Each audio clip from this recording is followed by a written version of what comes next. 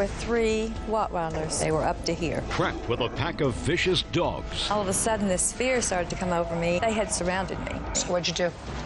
I prayed. I don't understand how she could pick out our 3 Rottweilers. You're the only people in the neighborhood that own 3 Rottweilers. I have the paper that I want you to listen to my statement. I'm listening, Your Honor. Judge Judy. When 2 idiots can't take care of animals. Sworn in, Judge, you may be seated. Ms. Schoonover, according to your complaint, 3 dogs that were running loose followed you into your home, attacked your home, trashed your house, and injured your dog. Those dogs you claim belong to the defendants. That's correct. And you want them to compensate you for all the damage that was done to you, your medical bills, your house, and your veterinary bills. The defendants say they were on vacation. They don't know what happened. Right? You were on vacation? Yes, ma'am. Well, my niece was attending a beauty pageant in Chicago. I don't care what you were doing. You were gone. We were gone. And your dogs were home? Yes, ma'am. And got out? Yes, ma'am. Tell me what happened, Ms. Schoonover. Well, there was a storm, and... On what date? I believe it was August the 3rd. August. I don't know. Don't ask me. No. I don't know where I was yesterday. I'm sorry. It was August the 5th. Go ahead. Okay, there was a storm. I went outside. At the end of my driveway were electrical wires. So the officials had arrived, and they were telling me to stay away from the wires, stay away from the wires. All of a sudden, someone yells, "Smoke, fire, call the fire department." So all the people went running up, and our neighbor's house, just not a tenth of a mile on the other side of the road, lightning had struck their attic. And everyone went, and I couldn't go. I couldn't go because there's the pasture fence and there's the electrical wires. So finally the smoke got so bad, I just had to go inside. I went inside, and when the smoke cleared, I came back out. Well, in order for me to see that house, I had to go all the way to the driveway, down to the end of the fence. And I'm standing by the fence, and I look at the wires, and I think, they tell me to stay away. So I turned around, and when I turned around, there were 3 Rottweilers. One on each. You have 3 Rottweilers? Yes, ma'am. Go ahead. One on each side of me, and one in front of me. The 2 on each side were females. The one in front of me, I didn't want to deal with him at all. I looked up this way, there was no one to yell for, and I would not scream that loud with those dogs that close. I thought about the wires, but I would have to turn to get through them, and I wouldn't turn my back on 3 large black dogs. No way. They were up to here. No. So I couldn't stand there pinned against the fence. So I started walking toward my home. I had about 100 yards to go. I just decided I've had enough of these dogs. I've had to drive through them all the way, all through the winter. They would be laying in the road.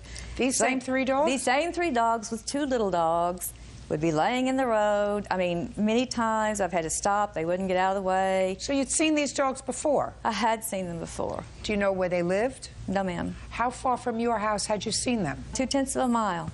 Do you know where the defendants live now? Yes, I do. How far from the defendant's home had you seen the dogs? 2/10 of a mile. You live 2/10 of a mile from where they live? Actually, I live 4/10 of a mile from where they live. And you saw the dogs 2/10 of a mile from their house? Yes, ma'am. So sort of in the middle? Yes, ma'am. How long have you lived in the neighborhood? Lived in the neighborhood maybe 8 years. How many other families in the neighborhood own 3 Rottweilers? At least 2. Name them. I don't really know their names, but there's a Gaines family that's in the back of the subdivision across the street from us, and also up the street there's a man that owns 2, not 3. I asked you, how many people in the neighborhood own 3 Rottweilers? Not any that I know of, ma'am. Then that's the answer, sir. Don't tell me this one here, this one there. I said, how many own 3? Because your defense is, how do I know they were my dogs that caused all this damage? That's your defense, right? Yes, ma'am. It's getting thin. Okay, you have set the stage.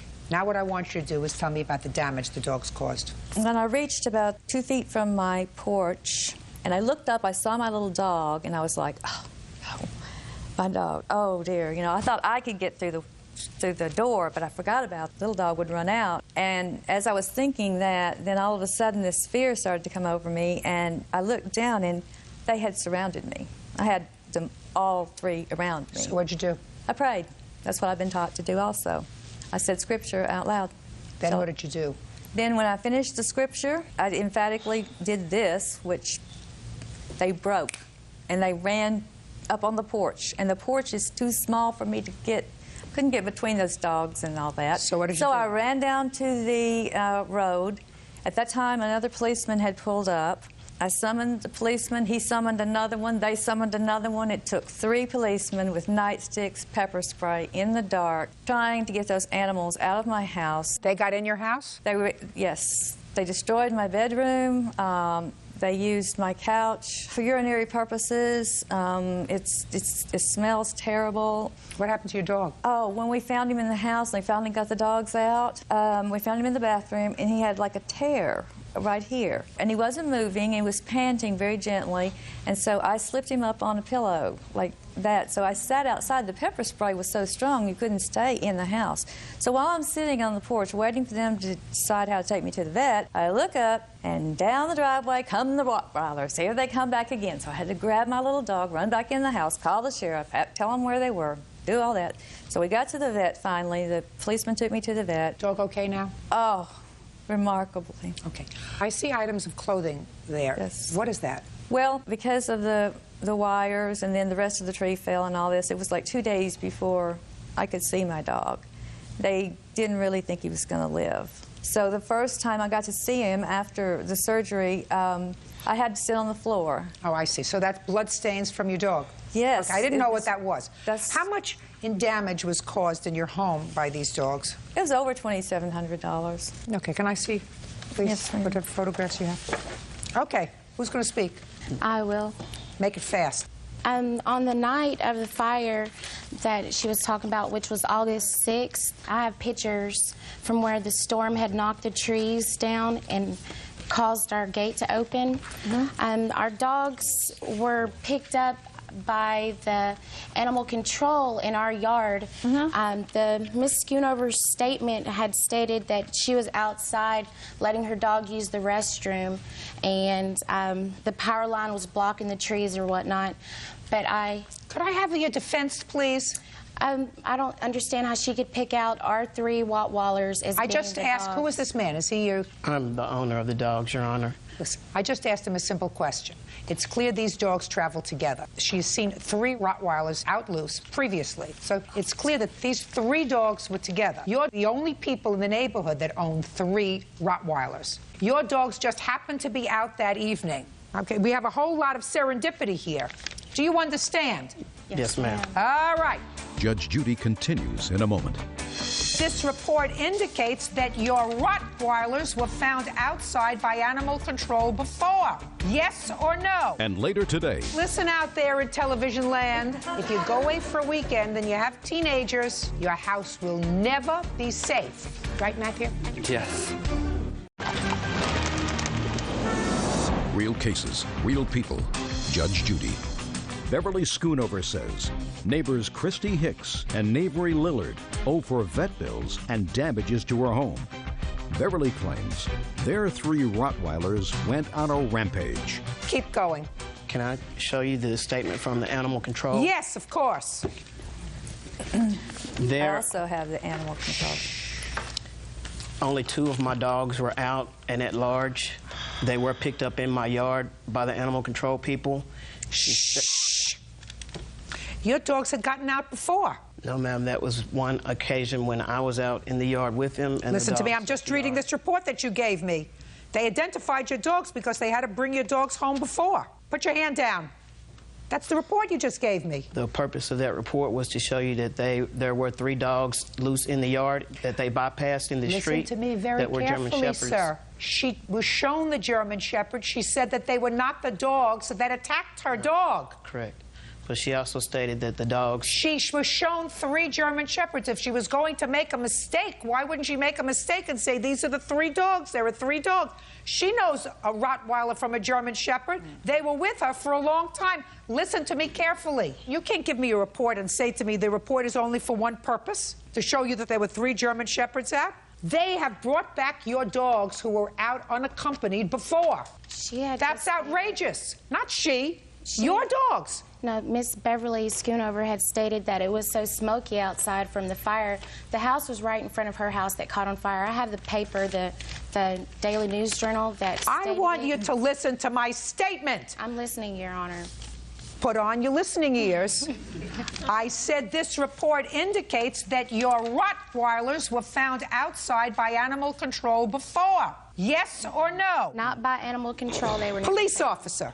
Strike ma'am. animal control. No, Say, ma'am. There was never a police report even filed on this. We tried to get a police these statement. people, There listen was to me. no Listen statement. to me. The only thing that saddens me is one of these dogs was put down after this evening. Is that right? That's Because that's they didn't what- pick it up. They No. said they would be back Well, for it's it. unfortunate go back for my dog. unfortunate We that picked they our have dog up. dogs. It's unfortunate that we don't have to have people tested before they have animals. Animals are not supposed to be left outside when you're on vacation, when you're at a beauty pageant, when you're with your daughter, when you're upstairs, downstairs, anywhere else. When you're not home, you have to make adequate provisions for animals to be cared for, not leave them outside. Sometimes bad things happen. Sometimes there's a storm, sometimes there's a hurricane, sometimes there's a flood. And when two idiots can't take care of animals, they shouldn't have them. Judgment for the plaintiff in the amount of $2,700. That's all. Parties are excused and they step out. There were also 3 other German Shepherds out running around at the same time. My neighbor has 3 German Shepherds. She couldn't even see past the smoke and the fire that was across the street to pick out our 3 Rottweilers. I definitely know the difference because I've had problems with them too. Maybe she can use her money to get some LASIK surgery so she can see a little better. This is justice. This isn't extra. I don't need LASIK surgery. And now the next case. All parties in the matter of Johnston versus Valentine. Step forward, please. 18-year-old Matthew Johnston is suing his ex-friend's father, Stan Valentine, for damage to his car. Matthew says Stan's son, 18-year-old Josh, dented the hood when he jumped on it. It is your complaint that you were at a party where there was drinking going on, and at that party, this young man jumped on the hood of your car, caused about $750 worth of damage on the car, and you want him to pay for it. That's correct. Now, young Josh says that everybody was drunk. He's not exactly sure what happened, but his father has an interesting defense. So you're going to tell me when you were at this party. It was on or about July 14th. Was it July 14th? I believe so it was. And at whose house was the party? At this girl named Emma's. Her graduating class was the year before me, and I knew friends that knew her. Emma has a last name? I'm not sure what her last name is, ma'am. How many people were at the party? Maybe about 20, a little less. Were you an invited guest? I think it was kind of like just a get-together of the people who had known those people. So I went with friends. So no, I was not. It was easier, right? Yeah. No, you weren't invited No, I guest? wasn't invited. What's the drinking age where you are? 21, ma'am. How old is Emma? 19.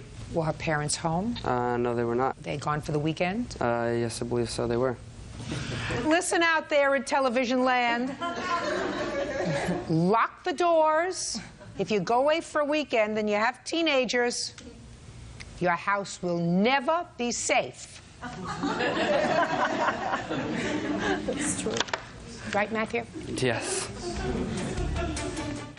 Matthew Johnston says former friend Josh Valentine jumped on the hood of his car when he was drunk. Okay.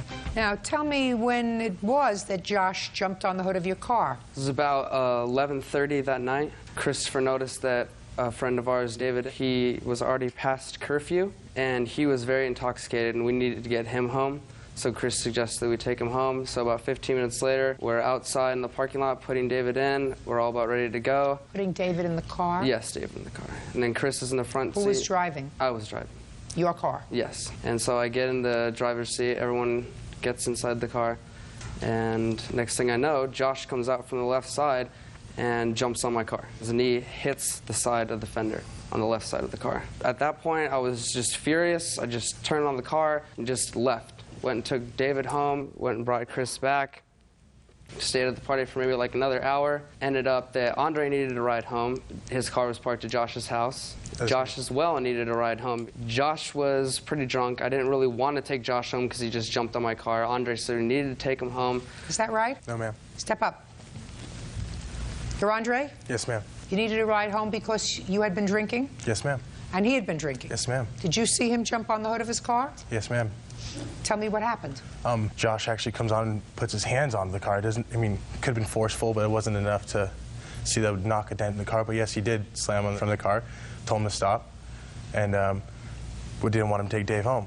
Well, you did a lot of double talking there at the very end, but what I gather that you said was, yes, you saw Josh, who had been drinking, put his hands in a forceful manner on Matthew's car. Yes, ma'am. Perfect. Do you have a car? Yes, ma'am. What kind of car do you have? An 02 black Mustang. Where did you leave the car? At Joshua's house, ma'am. Why? Because I wasn't going to drive that night. Because you were drinking. Yes, ma'am. Smart. So you're smart enough to know that you don't want to get into a car somebody driving who has been drinking. Yes, ma'am. Is that right? Yes, ma'am. Now, you allowed Matthew to drive you home. Yes, ma'am. Is that right? Yes. One must assume from the fact that you allowed Matthew to drive you home that you felt as if Matthew was in good enough shape to drive you home. Yes. Is that right? Yes. Perfect. Okay, Mr. Valentine, now I'll hear you, sir. I feel that based on the circumstances, Matthew was in fact drinking quite heavily. You don't know that. That's not according to your witness. Not according to your witness. Your witness just testified, sir, unequivocally, that he felt sufficiently comfortable with Matthew driving him home, and he would not have gotten into a car with somebody who had been intoxicated, so that he left his car home because he wasn't going to drink and drive, but he allowed Matthew to drive him home because Matthew was sober enough to drive home. So let's get over that. Okay, now you're going to tell me why he's not responsible. Well, maybe he is to a certain extent. I would say that he has some partial responsibility, possibly, if anything. There are some inconsistencies in Matt's story. First of all, he didn't contact Josh the next day. I didn't ask about contacting him the next day. Well, I guess I feel that Matt has responsibility. I feel the people that put on the party had some responsibility. Why does Matt have responsibility? Because he was drinking. What does that have to do with the dent on the car? Well, I think if you're going to go out and go drinking and driving and partying and you're underage, you probably should not be surprised if there are going to be negative consequences. I think he should have some responsibility. That's what we're talking about here, Mr. Valentine, responsibility. Yes. Where's yours? We have maybe some partial responsibility. Which part? Let me hear which part you think you have responsibility for. Maybe a third of it. That was what I felt was fair and reasonable. Well, there is a part of me, sir, that says that I think that you have the right, if you wish, to sue the people whose home this party was held at for inadequate supervision. Okay. If that's what you think you want to do. But you, caused damage to his car. Can I see an estimate for the car, please? $649.07 to pull out the dent. Is that right? That is correct. That's what you owe him. That seems a bit steep. You go to school? I do not. I work. Really? Terrific. What kind of job do you have? I work at BAE Container Solutions making... How old are you? Missiles. I'm 18 right now. You work full-time? No. What do you do at the other part of the time? Not work. What do you do? Stay at my house. I don't know. Is that productive? No, it's not. I can't have a full-time job yet. How about going to school? I choose not to. Well, do you mow the lawn, clean the house, build a garage? What do you do? I live in my own apartment with Andre and my other friend Justin. Who pays the bills? Me, Andre, and Justin. With a part-time job? Yeah, it's really cheap out there. Great. Okay, judgment for the plaintiff in the amount of $649.07. That's all. Thank you. Parties are excused. You may step out. Well, I'm just happy that it's finally all over and I can finally actually get my car fixed. Well, you know what? It's the whole victim mentality. I don't have to deal with this anymore and I can just concentrate on the things that are more important. You want to blame somebody else for your problems, and I don't like that very much. I'm just glad it's all over, sir. Guess they're happy.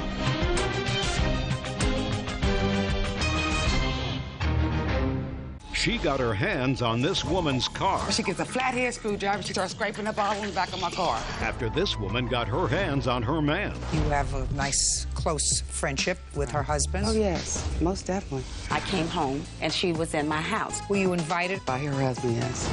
Judge Judy. What do you need him for? He's enjoying watching you two women make fools of yourself. Judge, parties have been sworn in, Your Honor. You may be seated. Folks, have a seat. Miss Turner, is your husband here today? No, ma'am. Where is he? At work. How long have you been married? 8 years. You have children? No, ma'am. Miss Fraser, according to what I've read, you and Miss Turner's husband have been friends for a long time. Yes, ma'am. How many years have you been a friend to Miss Turner's husband? About 20 years. You know him from school? From school. We grew up in the same neighborhood. And according to you, Miss Turner is not happy that you have a nice, close friendship with her husband, and she reacted to that, according to you, by harassing you and vandalizing your car. Yes. Ms. Turner says nothing could be farther from the truth, that you have actually been harassing her and she would never do anything to vandalize your car. Correct. I read your answer, Ms. Turner, and I read Ms. Fraser's complaint. Do you approve of the friendship that Ms. Fraser has with your husband? I didn't have a problem with her being friends with my husband. The problem came in when I initially had contact with Mrs. Fraser. She was being chased down the street by another woman, hollering, "You better leave my husband alone." That's my first initial contact with Mrs. Fraser. At the time, I did not know who she was. And me and my husband was sitting on the porch that day, and he looked and said, "That's my friend Kathy." He went over to offer his help, and at that time, she came back over to the porch, sat down to get herself together. After that, that's how I initially met her to let me know. How long ago? That was 6 years ago, ma'am. I'm going to ask you again. Yes. Do you have a problem with your husband and Miss Fraser's relationship? At this time, yes. And when did you develop a sense that this was not the kind of relationship that was good for your marriage? To me, friends is a title, and a friend shouldn't come over every other day, shouldn't call every other day. And also, on several occasions, I came home and she was in my house. I don't think that's appropriate for a male and a female, especially a married man, to be in a house with a woman. That's her. Did you discuss that with your husband? Yes, I did. You told your husband that you didn't want? I think that she comes over too much, and I don't think that's appropriate for her to be in my house when I'm not there. And what did your husband tell you? He's saying that they weren't doing anything, but she's there. But I said, that's how things can happen. So your husband defended his friendship with Miss Fraser? He made a statement that they are friends. He defended the friendship. He said, you know, you're reacting. She's a friend. Yes. Did that stop her from coming over? No, ma'am. She came over while you were working? Yes, ma'am. Were you invited over to the house, Miss Fraser? Yes, Your Honor. By Miss Turner's husband? By her husband, yes. Has he ever come to your house? Oh, yes, most definitely. Does he come to your house as frequently as you go to his house? Yes. So, now I'd like you to tell me, did you witness her vandalizing your car? Yes, I did. Anybody else witness her vandalizing your car? Yes. Who? My witness here, Cletus Brown. Step up, Mr. Brown. How do you know Miss Fraser? I really don't know Miss Fraser. I had, on Wednesdays, I usually pick up a friend of mine, and we usually always go get groceries at the church on Wednesday. So as we was coming back, this lady here, she was in the parking lot. I mean, she was just hysterical. Had you ever seen her before? No, never. What parking lot was she in? At the apartment complex. Is that where you live? No, ma'am. Who lives there? I don't know. A friend of mine does. The person that I picked up on Wednesday to pick up groceries. Okay. So you saw her sitting in her car? No. When I put up in the driveway, she was out of the car. She was cussing, calling this lady here, arm and kick your. I don't know if it looked like a flashlight to me. She was beating the trunk as me and my friend proceeded on. Beating the trunk of what? Miss Fraser's car. And you didn't know Miss Fraser at the time? No, I did not. And you didn't know Miss Turner at the time? No. So what did you do when you saw Miss Turner beating the trunk of the car with what looked like a flashlight? Me and my friend, we proceeded on into the apartment complex because he stays right there on the first floor. And this lady right here, she was still outside cussing and calling this lady names. And so she had proceeded on into the apartment complex. She didn't know which apartment complex Miss Fraser here was in. So she had knocked on some tenants' doors. Who knocked on the doors? The defendant here. I guess she was trying to find out which apartment Miss Fraser was in. So Miss Fraser was saying at that time she really didn't want to cause a problem. She told me she was going to handle this the right way. So Miss Fraser here was calling the police, and she continued on out the door. Where was Miss Fraser physically when she was calling the police? Inside? She was standing right there in the apartment unit with everyone, because everybody was really kind of traumatized. I'm asking you, when she was called, where were you when you were calling the police? Inside our friend's apartment. Whose friend? In the window. Whose the friend's name is Bobby. Is that the person you go to the church with? Right, exactly. But you had never met her before that day? No, right. never. I just met him that day. So you went into Bobby's apartment? I went to visit Bobby on this particular day. And when I was there visiting Bobby, he introduced me to Cletus. This is my friend Cletus. We go to the store together. And we all decided we was going to play some cards. So Bobby said, man, let's go to the store first, you know. So they went to the store. I sat there, waited on them to come back. When they came back, that's when Janice had pulled up. Her van was parked on the street. My car was parked in the building parking lot. She walked up to my car, beat it on my trunk with this flashlight. She's still ranting and raving, calling me, I'm gonna f you up, blah, blah, blah, blah, this, that, and the other. Then she leaves, and she goes back to her car. She gets a flathead screwdriver. She comes back, and she starts scraping up all on the back of my car. Your Honor, this incident has been going on with Janice. Wherever I go, she sees my car. She gets out. She rips and ramps. She calls. She threatens. She's going to do this. She's going to do that. You know, Frazier, listen to me. I'm sorry. You have pictures of the car? Yes, I do. I'd like to see the pictures of the car. I'm going to have a heart-to-heart with you, Miss Frazier. Yes. Then I'm going to have a heart-to-heart with Miss Turner. Okay. You know this friend of yours that's been your friend for 20 years? Yes.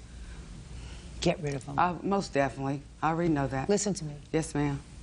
Get rid of him. It's not worth it. You want to know why you're supposed to get rid of him? Because he's enjoying watching you two women make fools of yourself. Exactly. Judge Judy continues in a moment. What do you need him for? You think he's making your life pleasant? According to the answer that I receive here, he has not made your life pleasant. And later today, her girlfriend was egging her on. Don't tell me she was egging her on. What did do she it, say? do it. You're not going to do it. Do it. You're not going to do it. I know you're not going to do it. And they were both laughing. from her husband. Miss Turner, whether you like to acknowledge it or not, your husband is enjoying watching two women clawing at each other, fighting over him. Exactly. That's their mentality. Thank you. Thank you. You may not believe that, but I want you to think about something you told me before. You said to me, I told him that you don't think it's appropriate for her to be at your house when you're working. He's your husband. He's supposed to care about your feelings, whether you're right or wrong. And this friendship that he has with this lady certainly isn't important as your marriage, right? Yes, ma'am. Clearly, it hasn't stopped him. Yes, ma'am. So he's sitting back and he's enjoying watching you two ladies make fools out of yourself. What does he do for a living? It's a painter. And what do you do? I'm a secretary. You've been working for the same company for a while? 15 years. You look like a terrific lady. Thank you. What do you need him for? You think he's making your life pleasant? According to the answer that I receive here, he has not made your life pleasant in the last few years with his relationship with Miss Frazier. You did the wrong thing, by the way. I mean, he's married. I know. He's married. It's nice to have a male friend. But if it gets in the way of his marriage and it gets in the way of your peace, you say to him, listen, stay with your wife. Leave me alone. I'll find another friend. Cletus looks... Cletus? Cletus. Looks like a lovely man. Find Cletus. Are you married, Cletus? No, ma'am. Perfect.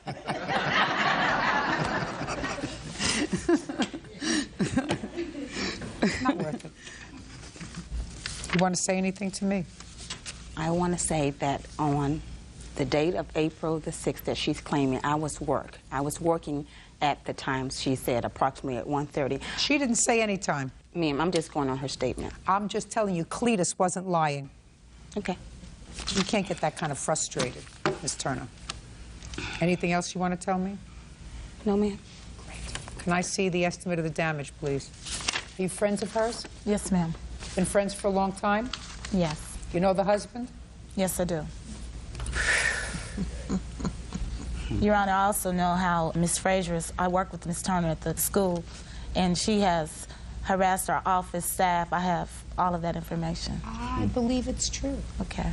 You following what I'm saying about this husband? I follow you. He's enjoying watching these two women fight over him. Makes him feel good, you know? Makes him feel like Brad Pitt. For real. It's not worth it. He's sorry. Judgment for the plaintiff in the amount of $1,151. Thank you. Thank you. Parties are excused. You may step out. I don't think that's appropriate for a man or a woman to be alone, especially a married man in a house with a woman. Her husband was like, she can't tell me what to do, and we've been friends for long, and I'm not going to let her and nobody else ruin our friendship. It was just unfortunate, but, I said, I told her I'd stick with it through the end, Misery loves company. She's a lonely woman. And like Judge Judy told her, he's single. Go maybe see if he could talk to her. It's just one of those things. Live and you learn. You look for trouble, trouble will find you. And now the next case. All parties in the matter of Taub versus Gilmer, step forward, please. 27-year-old Carly Taub and her parents, Harris and Judy Taub, are suing their neighbors, 13-year-old Kimberly Gilmer and her mother, Martha, for car repair bills. Mr. and Mrs. Taub, and I assume this is your daughter. Right. Who, according to your complaint, is entering law school. I just finished law school, actually. Or just took the finished bar. law school. Yeah. Good. Congratulations. Thank you. Good luck. According to your complaint, you purchased this car for her. You a neighbor of the defendants? Do you live across the street from each other, or was she just visiting a neighbor? I was visiting. She was visiting a neighbor of yours, and her daughter got into her car and either backed or moved forward, and her car hit your car, causing some damage. Do you have pictures of the damage? We do. I'd like to see it, please. Where did you go to law school, Ms. Taub? Golden Gate University in San Francisco. Mm-hmm.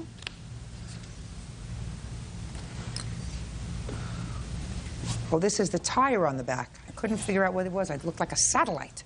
It's a Honda 2001 SUV with a spare tire that's on the back of the tail. Now I got it. How old are you? I just turned 13. When did this happen? August 14th. What time of the day or evening did you go out and get into this car? Like the afternoon. Whose car did you get into? My mom's. Why? Because we were about to go home. Who gave you the keys to the car? My mom's purse was in my grandma's house, and I knew she would forget it, so I had her purse on my shoulder. So you had your mother's purse on your shoulder. You took the keys? Yes. Why did you start the car? Because it was a really hot day, and I wanted to turn the air conditioning on so it would get cool in the car when we were driving. But you hit their car. How did that happen? Because I didn't know the car was in gear, and I didn't know it would move, and when I put the keys in the ignition and turned it, it jumped forward because the car was in, or lunged forward because the car was in gear. Tell me your first name. Kimberly. Have you ever put the key in the car before? Kimberly? Have you yeah. ever? Where were you when you put the key in the car before? The key in my mom's car or someone else's car? In your mom. Let's try your mom's car. At our house, just putting them in. For what reason? I don't know. Just because. Where did you get the keys from when you just because put it in the ignition? From in her car, because she always puts her purse in the car. Has your mother ever said to you, don't take the keys out of my car and don't start the car? Yes. Hmm? Yes. So why do you do it? Because I didn't listen to her. Right. So now, Kimberly, your mom gave you her pocketbook or you took it? I took it. And did you tell her you were going outside to wait for her? Well, we all went outside. Me and my older sister, her boyfriend, and my mom. So your mother saw that you had her pocketbook? I don't know if she saw I had it, but... Well, she didn't leave her pocketbook in the house, did she? You were all getting ready to go. Don't speak to her. So, Kimberly, these people are in their house not doing anything. Their car is sitting on the street in a legally parked space, and you get in the car, and you start the car, and you lunge forward, and you damage their car. Who do you think is responsible? Me. Great! But... Just a second. Great! Now I'll hear your butt. But I didn't, it's not like I purposely tried to hit their car. That's why they call it an accident. Yeah. Whose fault is it? Mine. Right. And if you were an adult, you would have to pay for it, right? Right. Because it was an accident that was your fault. Even though it wasn't purposeful, you didn't get into the car with a view towards damaging somebody else's property. That's why we call it an accident. But since you're 12 and not responsible under the law, so I can't make a judgment against you, I have to make a judgment against you. Right? Yep. Perfect. Then we understand each other. How much did it cost to fix it? Well, we haven't gotten it fixed yet. What's your estimate? $945, close to $950. $945. Yeah. How many estimates do you have? We have two. The one I like, though, the brunt of the damage was done on this wheel cover. It's cockeyed. And what the mechanic said to me made sense. Don't tell me what the mechanic said to you. Just let me see the two estimates. Sure. Judge Judy, can I tell you how it really happened? Sure. Are you interested? Okay. Sure, I am interested. Okay. Always interested if somebody's not telling me the truth. Okay. Well, I was reading. It was around I don't care what you were doing. 5 o'clock. Quiet. I hear noise outside. Like, I thought they were drunken kids outside before I even saw them, just by the noise element and how they were giggling and laughing. Let's go. I have outside, other things to do today. And I see the two kids. They talked to a fella, and I figured, well, you can't stop kids from being on the street. I went back to read a book. About a minute later, I looked out again. I just got a gut feeling nothing good was going to come of this. I see her get into the car, sans pocketbook, no pocketbook. And the other, her girlfriend, was egging her on. And they were What do you both mean? Don't tell me laughing. she was egging her on. What did Do she it, say? do it. You're not going to do it. Do it. You're not going to do it. I know you're not going to do it. And they were both laughing. I mean, really laughing. And now I'm glued to the window because this car it doesn't even have a paint job. It's like a black matte primer. I got it. And then she talked to a fella in a truck. I think maybe she's 16, so Whatever. I thought she's going to back out and take off. Whatever. But what she did was put it in gear and accelerate. It was such a loud noise. She didn't do it on purpose. It was an accident. She didn't mean to hurt your car. She didn't mean to hurt her mother's car. She had no business being in a car. She had no business being in possession of the car keys. Right. Her mother's statement is she has trouble with her. She can't watch her 24/7, therefore it's not her fault. That's pretty much what you said in your statement. Is that right? Yes. Well, unfortunately, as between you and these poor people, you're responsible for the damage your daughter does. And if I were you, I'd have her do a whole bunch of something, babysitting, whatever it is. I already do babysit. Well, what do you do with the money that you make from babysitting? Use it, like go to the mall with my friends. Well, why don't you give it to your mother so that you can help pay for this property damage that you caused? Judgment for the plaintiff for the amount of $742.47, which is the amount of the lower estimate. That's all. Step out. Take responsibility for what you do. That's all. Thank you.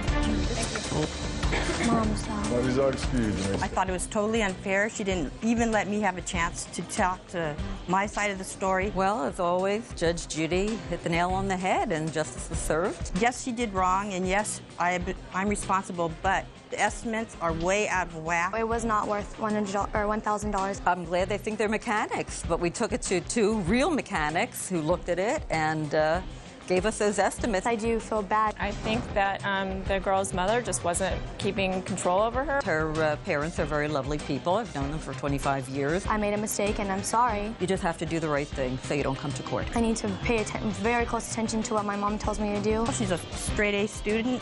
She doesn't give me any problems. This is the first time she's ever been in trouble, so, you know, she's no problem.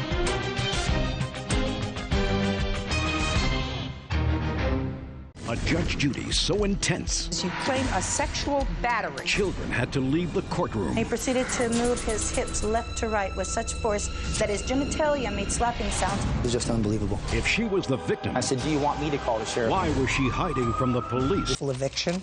You want returned your rent, a deposit, your moving expenses, and punitive damages. Yes, ma'am. Ms. Chavez says that she never locked you out of the apartment. You left, and she is counterclaiming for a variety of things: stolen property, damage to the apartment, and sexual battery, that she will explain to me. When did you rent this room, and why were you looking for a room? My son and I were living in an environment that I felt was unacceptable for him. My work hours are late, and I wanted somewhere where I could consider him home at 12 years old. So I responded to an ad for a room for rent in a beautiful home, and I quote to you, cable, DSL, nice neighborhood.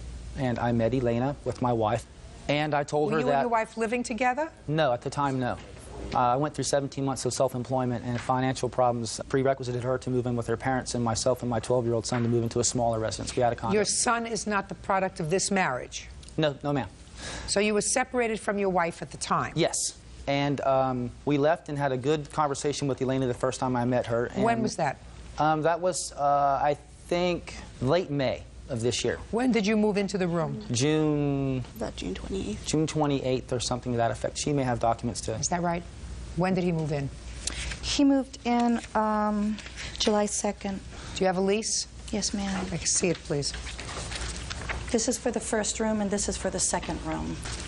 How many rooms were there? There were two. The first one, the 28th, the second, I mean, it's 4 days difference. When I had the conversation with Lynn and my wife concerning the potential rental, and my wife and I spoke about it, we thought it was a good idea, but I didn't have the capital. She wanted a month's rent and a month's rent for deposit. So I approached her again some days later and asked her if she'd be willing to rent to me with just the rent up front, and then we can make payments or something for the deposit. She hesitated not 1 second, absolutely. So my son and I, we moved into a small room that was very small, but it accommodated us. Nice house. We went into the other room after the fact. It was a much larger master bedroom. So. Okay, how much was the rent on the second room? $800 per month. Is that right? Yes, it is. So you're in the second room, $800 per month, on or about the beginning of July, and you paid her how much? 7, she probably has receipts for that effect also, 7 something, and Mr. Glenn, you knew you were coming to court today. right, my stuff is all over the place in storage and everywhere because of this. Mr. Glenn, that's not my problem, that's your problem. You know I you're understand. coming to court. If your stuff is all over and you're talking about a couple of months ago, you get it. You get it together so that you have it. I apologize. Ms. Chavez, how much did he pay you when he moved in the beginning of July? When he moved in the beginning of July, he gave me $600. The last payment he gave me to complete that was $200, supposedly $200, but he only gave me $150 of it, lacking $50. Oh, $750 you received from him the entire month of July, and what was owing on that room was $800 for the rent. Is that right? I agree with that. What about the security deposit? How much did you receive for security deposit? He never paid that, Your Honor. Is that correct, sir? Not during the month of July. That's what I'm asking you. So the month of July, you never paid for the security deposit, No, ma'am. and you were $50 short on rent. Yes, Now ma'am, let's get until- to August. Okay. How much did he pay you for the entire month of August? $770. So for the entire month of August, you were $30 short in rent, correct, sir? Mm-hmm. And how much did he pay towards the security deposit? Nothing, Your Honor. Is that correct, sir? No, ma'am. And How much did you pay towards the security deposit in August? in the month of August, I paid $80 due on the 26th, and I think I paid her $172 or something down to my penny in the 1st of August. So it's about $250 and 20 cents, roughly. For deposit. and an additional $770 For rent. For rent. Right. Yes. That's not true.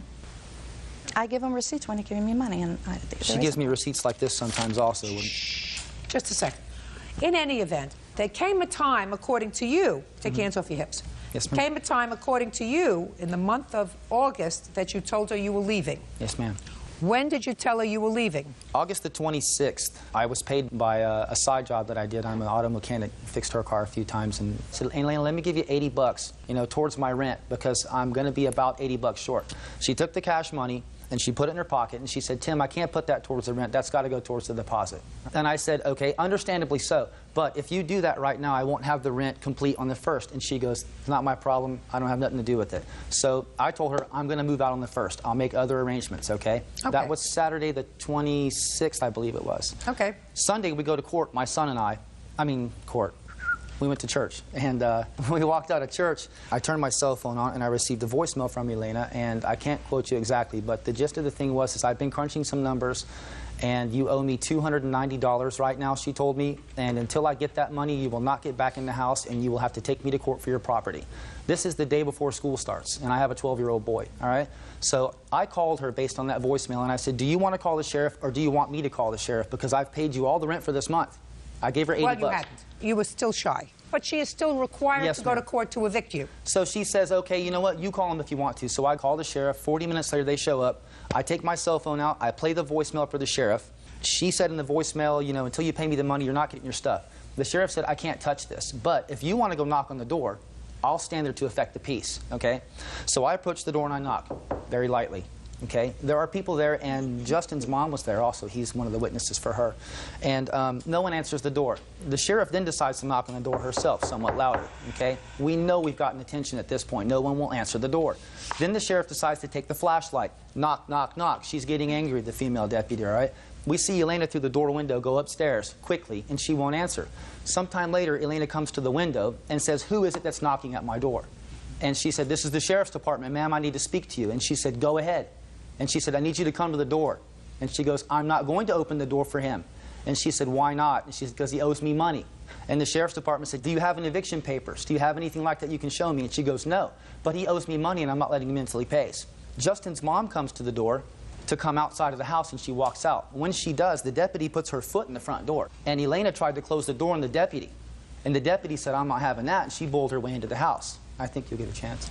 Do you think I need help? I'm sorry. You have to understand what I've been through. I apologize. Judge Judy continues in a moment. He proceeded to move his hips left to right with such force that his genitalia made slapping sounds, and he laughed about it. Miss Chavez, you're full of baloney. Kathy Glenn says ex-landlord Elena Chavez owes for an illegal eviction. Elena is countersuing for a security deposit, the return of property, and sexual battery. Go ahead. This is unbelievable.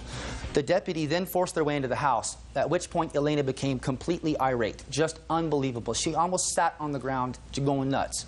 She told them I stole money from her. She told them that I broke her gate and that I exposed myself to her and her 2 children, all right? At this point, I thought about it for a moment and I said, I don't even want back in this house because I can't leave my boy here. Who knows what she's going to do? Do you have a police report? They did not make a police report. The answer is you don't. No, they didn't. Here's the case number if you want to call them and verify. Do you have a police report? I'd like to see it, please. Okay. You see what they both have. So the watch commander looked at me and he goes, do you want to be here? And I said, no, but I want my stuff. And he goes, well, you know, go get your stuff. So I went upstairs and started to get my stuff. And the whole time I've got my cell phone on, my wife is listening to it on speakerphone the whole time. And the watch commander said, can you prove this to me, what you just said? And she goes, yes, I can. She goes, Justin, Alex, and that's these 2 guys here. And they come downstairs with their hands in their pockets looking at the ground. And he goes, this woman says that he exposed himself to her and her kids. Can you testify to that? And Justin and Alex both looked at him and went, nope. And he said, ma'am, I don't want to hear anything else from you. I want you to sit down and let him get his stuff. And I left. And did you get your stuff? I got all of it, yes, ma'am. Okay. And as I left, I gave Justin, in the presence of Kareem, everything that belonged to Elena, the wireless modem, the stereo pieces, the leather jacket I still owed money on, even some chairs that belonged to another renter. What leather jacket that you still? A leather jacket I was buying from her. I gave her $10 out of 50, and I had forgotten it in my closet, but as I was moving, I saw it. In his presence, I gave everything that belonged to her to him. And if I still have anything else, it's because I forgot it. I'm not taking nothing from her. Put your hands down. Put your hands down. This is just unbelievable. So I have a few direct questions to ask you, Ms. Chavez. Did you leave a message on Mr. Glenn's cell phone on or about the 26th of August? No, it was on the 28th, Sunday 28th. And what did you say in the message on his cell phone? That he needed to pay at least the $290 and that I wasn't going to open the door. He doesn't have keys because he lost them. And I told him, I'm tired of being your door person. He's broken my gate trying to get over the gate to get into back to get in the house. Listen, I asked you what you said. That he needed to pay that to get in the house and that I wasn't going to open the door if he wanted to come in. Listen to me. You cannot do that. You cannot lock him out. You cannot prevent him from entering. That's an illegal eviction. You cannot do that. I wasn't doing that. Yes, you were. Ms. Chavez, you absolutely were. I didn't change the locks. I don't care whether you changed the locks. Listen to me. I read the police. If he went and got his keys, he could have come in. I'm speaking. You were home when the police came to your door. Yes, I was. You refused initially to open the door for the police. For him. The police had to open. Ms. Chavez! You refused to open the door for the police. You cannot do that. Now, when the police finally were able to gain entrance to your house and speak to you, what was the first thing that you said to them? I said I would let her in, but not him. And she said, fine, I just want to come in. So she came in, and we started talking. And she asked me what was going on, and I explained it to her. And what did you tell her? The first thing that you told the police officer as to why you weren't letting him in your house? Because he owed money, and I was trying to make an attempt to get him to pay some of it. Okay. Now we're going to get to your counterclaim. Take your hands out of your pockets. Yes, ma'am, I'm sorry. Your counterclaim is that A, he owes you for rent. B, he stole property from your house. You were unclear in your answer as to what property he stole. Do you want to tell me now? Yes, he took with him 2 towels, a rug, a VCR that I had loaned him. He never returned it. The cable transformers, and the modem key that was given to him by Charter. He never returned those things. Okay. Do you have any of those things? Everything I thought was hers I gave to Justin, but I'm willing to look in my stores and see if I have the VCR still. I mean, you can buy a brand new 4-head stereo VCR for $20 at Walmart, right? I got it. I got it. Okay, so that's a lot of baloney. It sounded like a lot of baloney to me because it wasn't even listed in your answer. But what you want the most for is you claim a sexual battery. Yes. You want to tell me about that, Ms. Chavez? Timothy Glenn claims he was illegally evicted by former landlord Elena Chavez. Elena claims Timothy committed lewd acts. Now, you claim a sexual battery. Yes. Go ahead. The first time it happened was about the 3rd week of July. We were in the kitchen, my roommates, Alex, Justin, and we were proceeding to have lunch. Everybody fixes their own thing. And he came in, and he's very, happy, smiley guy. And he started talking about how easy it is for him to get women, and he proceeded to move his hips left to right with such force that his genitalia made slapping sounds, and he laughed about it. Oh, my. And I was like totally grossed out, and I told him that it wasn't funny because he was laughing. He thinks it's funny. What else, Miss Chavez? And other occasions he's done it before. He's Miss Chavez, you know you're full of baloney. Yeah. I'm not. Hey, quiet. You want to go to the theater? Go to a movie. It's a court. He did this, okay? Listen to me. If he did it, and if you were so offended by it that you wanted to terminate his lease, I'm speaking.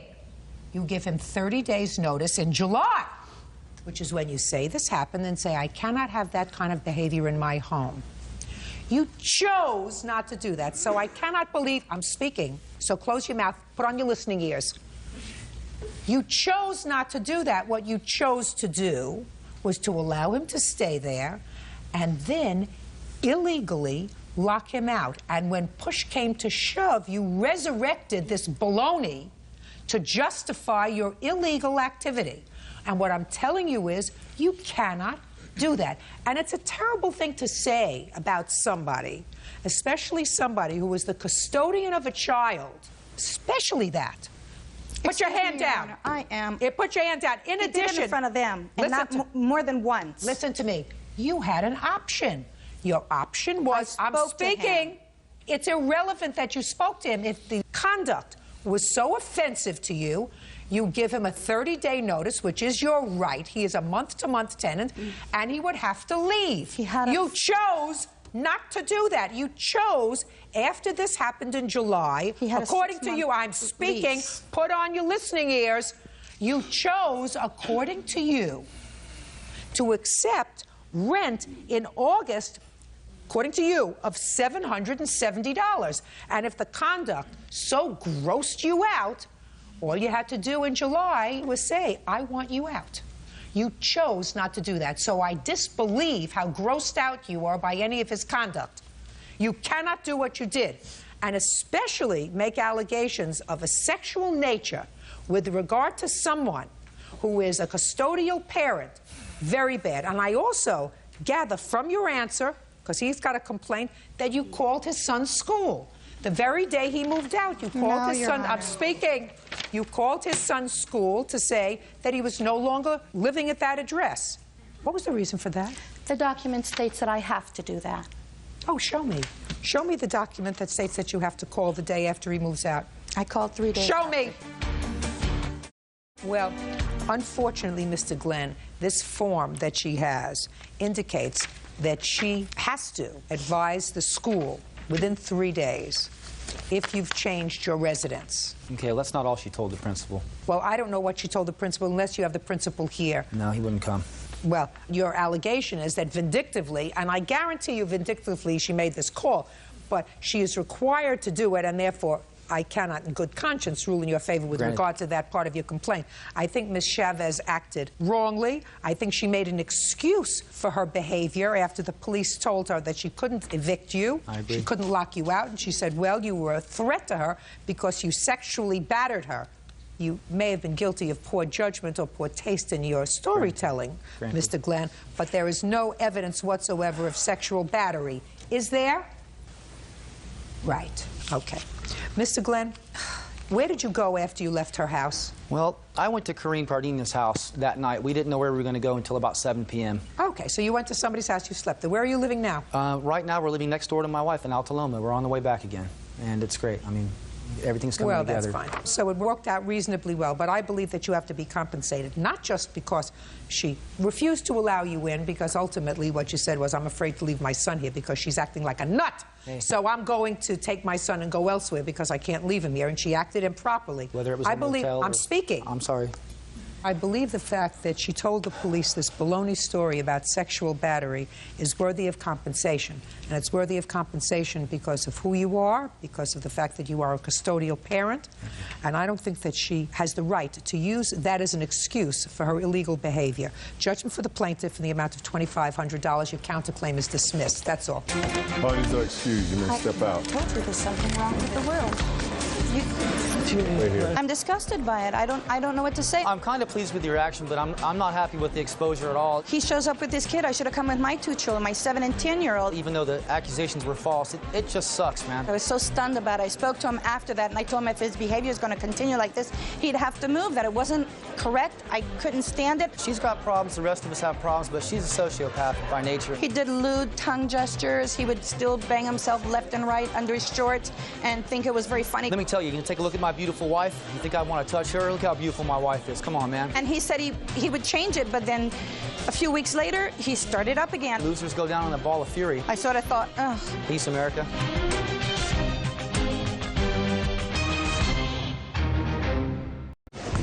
You and Mr. Johnson had a relationship. Yes. There was some altercation. This was not your typical purse snatcher. He's pushing me and shoving me, pushing me, back. She's lying. He reaches in the car, takes my purse. No. When I wouldn't let go, he starts hitting me in my chest. No. Are you on drugs? Huh? Judge Judy. Anyway, let's get to the point. Don't volunteer anything unless I ask, which will be never. According to your complaint, some time ago you took a vacation together. You were supposed to split the cost of the vacation, and he still owes you for some of that bill. In addition, after you separated, there was some altercation involving Mr. Johnson, and you claim he assaulted you. You want to be compensated for your pain and suffering as a result of the assault. Mr. Johnson says what was left over from the vacation was a gift, because you said that you would take care of the extra expenses, and that he never assaulted you. As a matter of fact, it was quite the other way around. So, when did this love affair start, and when did it terminate? We had met in February of '04 while working together, and we had broken up this March. And when was the vacation that you took? In February of '05. Where were you going? I had purchased Lakers Piston tickets for him for Christmas. So we had went to Detroit, we had watched the game, and we had agreed before we left, everything would be 50-50. Were you living together at the time? Yes, we were. So we had went to Detroit, and then we had went to Canada for a few days after that. Well, is it the Detroit trip or the Canada trip that he owes you for? It's a combination of all of it. There's actually, the total trip balance was $1,468. Therefore, his half of that would have been $734, which he's paid $354.50 and owes $379.50 as the remainder. So let's take care of that first. Yes? She's not telling the truth. I was told that, we would go to the game. She said she's going to buy me the tickets. I'm like, okay. She's talking about she wants to go to Canada to go gamble. I'm like, I don't have the money to go gamble in Canada. I really don't want to go. She says, well, we'll put it on my credit card. Don't worry about it. It'll be fine. So I'm like, okay, let's go. I agreed to pay her money for the trip to Detroit, at the game and everything. But then, Well, how much was that part of the trip, Mr. Johnson? Well, the tickets were free. She bought No. Listen to me. Okay. How much was your half of the trip to Detroit? I really don't know. I paid for the hotel, drinks, food, stuff like that. No, just a second. Okay. Was that all put on her credit card? Well, I gave her the cash. I don't know if she paid with her credit card or whatever. That's on her. Go ahead. Your Honor, I have receipts, credit card statements, bank statements from all of the money that was spent. Definitely. How much was spent from Detroit? I'm just curious. From Detroit, we've got a charge of $64.59 in the hotel, and then he had bought some drinks at the game itself. That was all that's a from Detroit. small amount of money. Is that the only bill from Detroit? That's the only bill from Detroit. That's what I'm saying. But he's paid. Just a second. He's paid $354. Just a second. Okay. When I say just a second, that means you have to stop. The only 2 bills from Detroit were a $65 bill from a hotel and a couple of drinks. Yes. Is that right? I guess, according to her bank statements. I don't Then what did you give her $354 for, sir? I don't recall how much money I gave her. We had other things going at the time, so, like, it gets really complicated. I'm going to uncomplicate it. You owe $379.50 for the rest of the vacation you took together. You did go, and if you didn't want to go, you should have said, if you want to go to Canada, go alone. But it was. I'm speaking. Did you go to Canada? Yeah, it was a gift on her. I'm speaking. I just answer my question. Okay. Don't volunteer anything unless I ask you to volunteer, which will be never. Did you go to Canada? Yes, I did. Did you sleep in a hotel? Yes, I did. Did you eat food? Yes. You owe $379.50. Oh, man. Now let's get to the assault. You broke up in March of 2005, and when do you allege this assault took place? June 13th. Tell me about it. I had went over to the apartment which we previously had shared together to talk about some previous matters that were unhandled. What? It was money for rent that was due after I'd moved out that he had not paid, and then I in turn had to pay. Well, what was your agreement as far as moving out and continuing to pay the rent? The agreement was that he was going to take care of the rent since he did not wish to leave the apartment, which I would have, stayed if he would have left and taken care of everything myself. Okay. Anyhow, he had moved in some roommates as well. So you went over there because you were held responsible for what month's rent? For the month of June, as well as the first 2 months we had lived there were half price, so they violated the lease, so we had owed that money too. It was $1,300 that I had to pay. Why did you pay it? Well, I was buying a house, and I could not have that eviction on my credit if it was not paid. Were you evicted from that apartment? No. Did you stay to the end of the lease? No. The lease still isn't up yet. All right. So in June, you went to see him about some money that you thought he owed you. Well, I had went over, and he was actually outside already, so he had just come up to the car. So we were talking through the window. It's not true. She's lying. Have you ever been in court before, No, Mr. I have Johnson? not. No. Since you have not, I'm going to give you a kindergarten course about court, especially mine. One party testifies, I ask questions. When she's finished testifying, you will be given an opportunity to testify. Okay. We don't shout out. This is not a discotheque. This is not a give and take. This is an organized, orderly process. Do we understand each other, sir? Yes. I don't have to explain this to you again, do I? No. Good. Keep going. Okay, so he was speaking to me through the window of the car, and he was under the assumption that he thought I had taken money from him earlier that morning when I went to get my mail. So he kept bringing that up, well, I don't care about all this money. Where's my $14? So he reaches in the car, takes my purse. I grab a hold of it before he gets it completely across me because I had it right here at my side. So when I wouldn't let go, he starts hitting me in my chest. And so in turn, I let go of the purse. So I got out of the car and, I was asking him, can I have my purse back, whatever. And he's pushing me and shoving me, pushing me, back from him. So, he goes into the house and gets away from the situation. So immediately I had dialed 911 to, reach the police. And they went to the door, and got him outside and talked to him as well. I have the police run log as well. I want to see a hospital record. Okay, well, I didn't go to the hospital. Doctor's report. I didn't go to the doctor. Get over it. Whatever pushing and shoving was done over the pocketbook was no big deal. Don't make it into a big deal. Then I begin to doubt your veracity. We understand each other? Sure. Good. Judge Judy continues in a moment. Have you paid it back? No. And as a matter of fact... Are you on drugs? No. Then just answer me. I said if you paid her back. The answer is no. One no will be sufficient. And later today... Let him take the car so that he could go to school and look for a job. That's what you're supposed to do. You're his mother. How many children do you have? I have 2. Well, it seems to me this one is doing okay, which means that your mother probably did something right. And owes for a trip to Canada and for an assault. Did you think that she took money from your house? I know that she took money from my house. And how do you know that, Mr. Johnson? Well, I do have 2 roommates. My roommates were sleeping. It was about 7 o'clock in the morning when she came in my house. In the meantime, I had money on my table in my room. $14. $14, but it was all the money that I had at the time. So, it's like $1 million to me because it's all I had. Anyways, I go downstairs. I talk to her about whatever, the money situation, the rent, da-da-da. Okay, she says to me, how much money do you have? I'm like, well, not enough, Well, you're living there. Why don't you have money for the rent, well, Mr. Johnson? This is about, I have got money. I had, like I said... Listen to me, sir. Don't double talk me. It's June. Where's your rent money? You and your 2 sleeping roommates. We had the rent money for the month, right? The thing is we were being charged extra money for the rent. Instead of being $600, we were being charged $1,200. In all reality, we were moving. She just didn't know it yet, so I wasn't going to give her anything, Now... So you're going to stiff her on the landlord?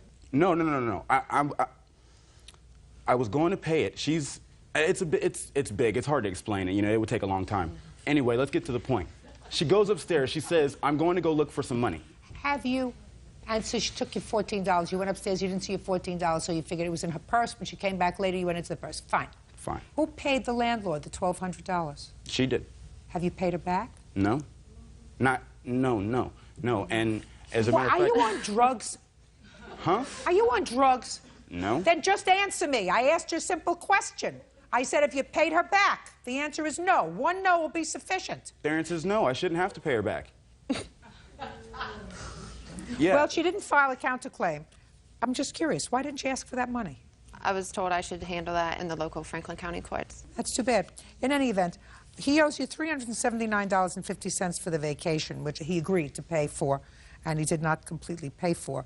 I don't believe he assaulted you to any extent that requires compensation by a court. He was angry, but I don't believe he hurt you. Judgment for the plaintiff in the amount of $379.50. And Ms. Harrison, let me explain this to you. You should thank your lucky stars that you got out when you did. Yes, thank you. Good, thank you. Parties are excused. You may step out. She's an evil person. You know, that's why. I don't know why she did it. He said that he would have the means to pay me back. She wanted to stay at the Hilton. You know, she wanted to go all out. That's just the way I roll. After we broke up, you know, in March, it turned into a loan. And now the next case. All parties in the matter of Cowan versus Cowan. Step forward. Diane Cowan is suing her son, 23-year-old Kenneth Cowan Jr., for car payments and for stealing her tax refund from their shared bank account. Mrs. Cowan, this is your son. Your lawsuit claims two things. First, that you had an arrangement with your son wherein he would use your car and make the payments on it while he was using it until he purchased his own car. You claim that with regard to that portion of your complaint, he did make some payments, didn't pay them all, and ultimately you sent somebody down, your fiancé? Yes. Down to pick up the car because he had moved to a different state. So you want him to pay some $1,000 that he should have paid on the car. The second part of your complaint, which I really believe, based upon what I read, is what you're complaining about. You just tacked on this car business later, is that you and your son shared a joint bank account. At some point, he withdrew $2,000 from that joint bank account, and he withdrew that money, which was from your tax refund, because you claimed him as a dependent for last year. And he says he's entitled to that money because he was going to file his own tax return as a single individual, but since you had already claimed him as a dependent, he couldn't claim himself. So he took the $2,000 because he said you weren't entitled to it, right? Yes, ma'am. Am I correct, Ms. Cowan, that but for the withdrawal from the bank, we wouldn't be bothering with any money he might owe on the car? No, we had made a verbal agreement, and I told him that once he took the vehicle to Texas, that he would be responsible for the payments. Did you have that agreement with your mother? Yes, ma'am, we did. Fine. At that time, were you going to school, sir? Yes, ma'am. Were you also working? Yes, ma'am. Were you working full-time or part-time? Part-time. Who was supporting you? I was on academic scholarship and receiving money from Pell Grants. Did your mother send you any money? She may have given me a total of $500. Okay. Is it correct, Ms. Cowan, that for the year 2004, your son was basically self-supporting? No. Well, how did you support him? Okay, by me being a disabled veteran, it took care of his 2 years of college. Just a second. Okay. You're being a disabled veteran and the government picking up part of his tuition means that we supported him, not you. Is it true that he was either self-supporting or on scholarships and or Pell Grants that he's going to have to return? Yeah, he was on Pell Grants, but I supported him as far as sending monies for groceries or if he ran short. How much money did you send him for the year 2004? I would say over $2,000. Show me. I don't have it as far as monetary back. Most of the time, I would always deposit it in my account because we shared account. I have bank statements showing to where there were deposits made on the account, and these are the only cash deposits on the account are ones that I made.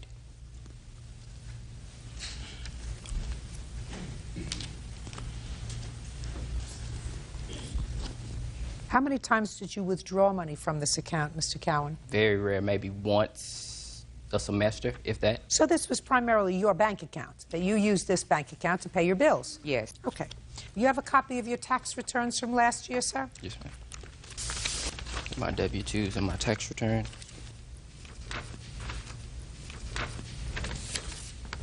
So you had an adjusted gross income of a little over $5,600. Yes, ma'am. And according to your statement, if I believed you, which I don't, at most you sent your son $2,000. Right. Then you are not entitled to claim him as a deduction because you didn't contribute more than 50% of his support. You were not entitled to claim him as a deduction. Yes, but according to VA, if I had not claimed him as a dependent, then they would not have taken care of his bills. You know, I'm not a... Just a second. Let us say that because of some regulation, you were required to claim him as a dependent, even though you did not contribute more than 50% of his support. Let's say that that's true. Then what you should have done was discuss it with your son and say, listen, for the purposes of the VA, so that you can continue to have all your classes covered or whatever percentage the VA covers, I have to claim you as a dependent, but I'm going to give you the $2,000. What would have been wrong with that? Well, I agreed to that. And so then why are you complaining that he took the $2,000 out of your account? Because it was the procedures that he took. Now, he know normally there has not been a time that I have denied him of anything. So you didn't like the fact that he did it in a sneaky way? That's right. Okay. She says she didn't like the idea that you were sneaky about it. Well, I think, Ms. Cowan, one of the reasons he might have been sneaky about it was because when he filed his tax returns, he filed them as an independent, and then he was told later that he was denied his refund because you had already claimed him as a dependent. Had your mother discussed the fact that she was going to claim you? She had said she was going to try to claim me to recoup some money that I hadn't paid her on a car payment. She told this to my uncle. Oh, well, I don't want to hear about the car payment. Listen to me, Ms. Cowan. As far as I'm concerned, you've got a son that's doing the right thing. If you had a car and you let him take the car so that he could go to school and look for a job, that's what you're supposed to do. You're his mother. How many children do you have? I have 2. Okay, well, it seems to me this one is doing okay, which means that your mother probably did something right. Yes, ma'am. Should have done the right thing. Shouldn't have made this situation so mucky. Ms. Cowan, irrespective of what he did, you're still his mother, and I sometimes wonder whether I would have, I don't have to wonder, I would not have pursued this matter in court. I would have said to him, it's not the right thing to do. What's your first name? Kenneth. It's not the right thing to do, Kenneth. You shouldn't have gone behind my back and taken the $2,000 out of the account. I was prepared to give it to you, but you shouldn't have just taken it. I'm not so sure that you were prepared to give it to him because, according to you, he owed you some money on this car nonsense. Can't tell you how many cars I bought my children. If you had not claimed your son as a dependent, what would have been your refund? I would have gotten $1,913 from that. And how much did you actually get? $29.13. Yes, sir. When I asked my mother for her tax return, I was going to return whatever she didn't get for claiming me. She sent me a tax return that said she only got $300 for me, which was false. But she got $1,000 for you. Right. Is that what you want, sir? Yes. Then you have to give your mother back $1,000 because you took out $2,000 from her account. No, I was supposed to get $2,000 back, and I was Listen to me. What your mother is saying is she was required by the VA to claim you as a dependent in order for you to get certain benefits. So, although if you filed for yourself as an independent, you would have gotten $2,000, if she didn't file for you as a dependent of hers, you wouldn't have gotten other benefits which far outweighed that $2,000. Are you following me? Yes, ma'am. So that you should not have taken out the $2,000 from the account because all she got, by virtue of her claiming you as a dependent, was an extra $1,000. So that's all you were entitled to. Are you following me? Yeah. Am I right? Yes. Good. Judgment for the plaintiff in the amount of $1,000. That's all. How does Judge Stevens? You may step out. She's basically bitter because I left Alabama. When you make that stand to step out, then do it in a positive way. Don't hurt people while you're trying to move up. She said, I'm not giving you, I can't say it on TV, but that's what she said. It's no bitter feeling. It's just right is right and wrong is wrong. I feel like she'll hold some resentment toward me. I hope we can all get past it, but time should tell.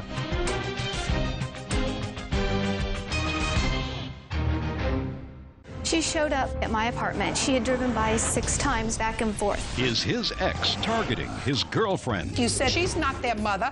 I'm their mother. She was storming over at me, got right in my face. It's just totally made up. I just think she's jealous. All I want is to be left alone. You picked this lady to be the mother of your children. I understand and she's that. going to be the mother of your children forever. She's not going to leave you alone. Judge Judy. Get over it. That's what happens when people... You have 3 children. 4 years. And you see the children how often? Every Monday and Tuesday after school, every other weekend. How far do you live from your former husband? 54 miles. And who do you live with? I live with my husband. And you've been married for how long? 9 months now. Your claim is that Miss Shively had you falsely arrested for stalking. That is correct, yes. And you want to be compensated. And Ms. Shively says that she feared for her safety because of your behavior, and she had every right to have you arrested. So I'm coming to you, Ms. Shively. Tell me what caused you to file the complaint, and I would like to read the complaint and see the police report that was generated by you. There's some other documents.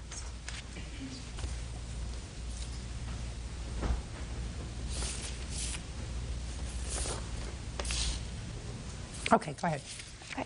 On May 19th, Miss Sperry, that was the first contact I had with her, and it wasn't really contact. I noticed her following us. We were picking up some leaves. A neighbor had cut his trees down so we could see to drive around the corner.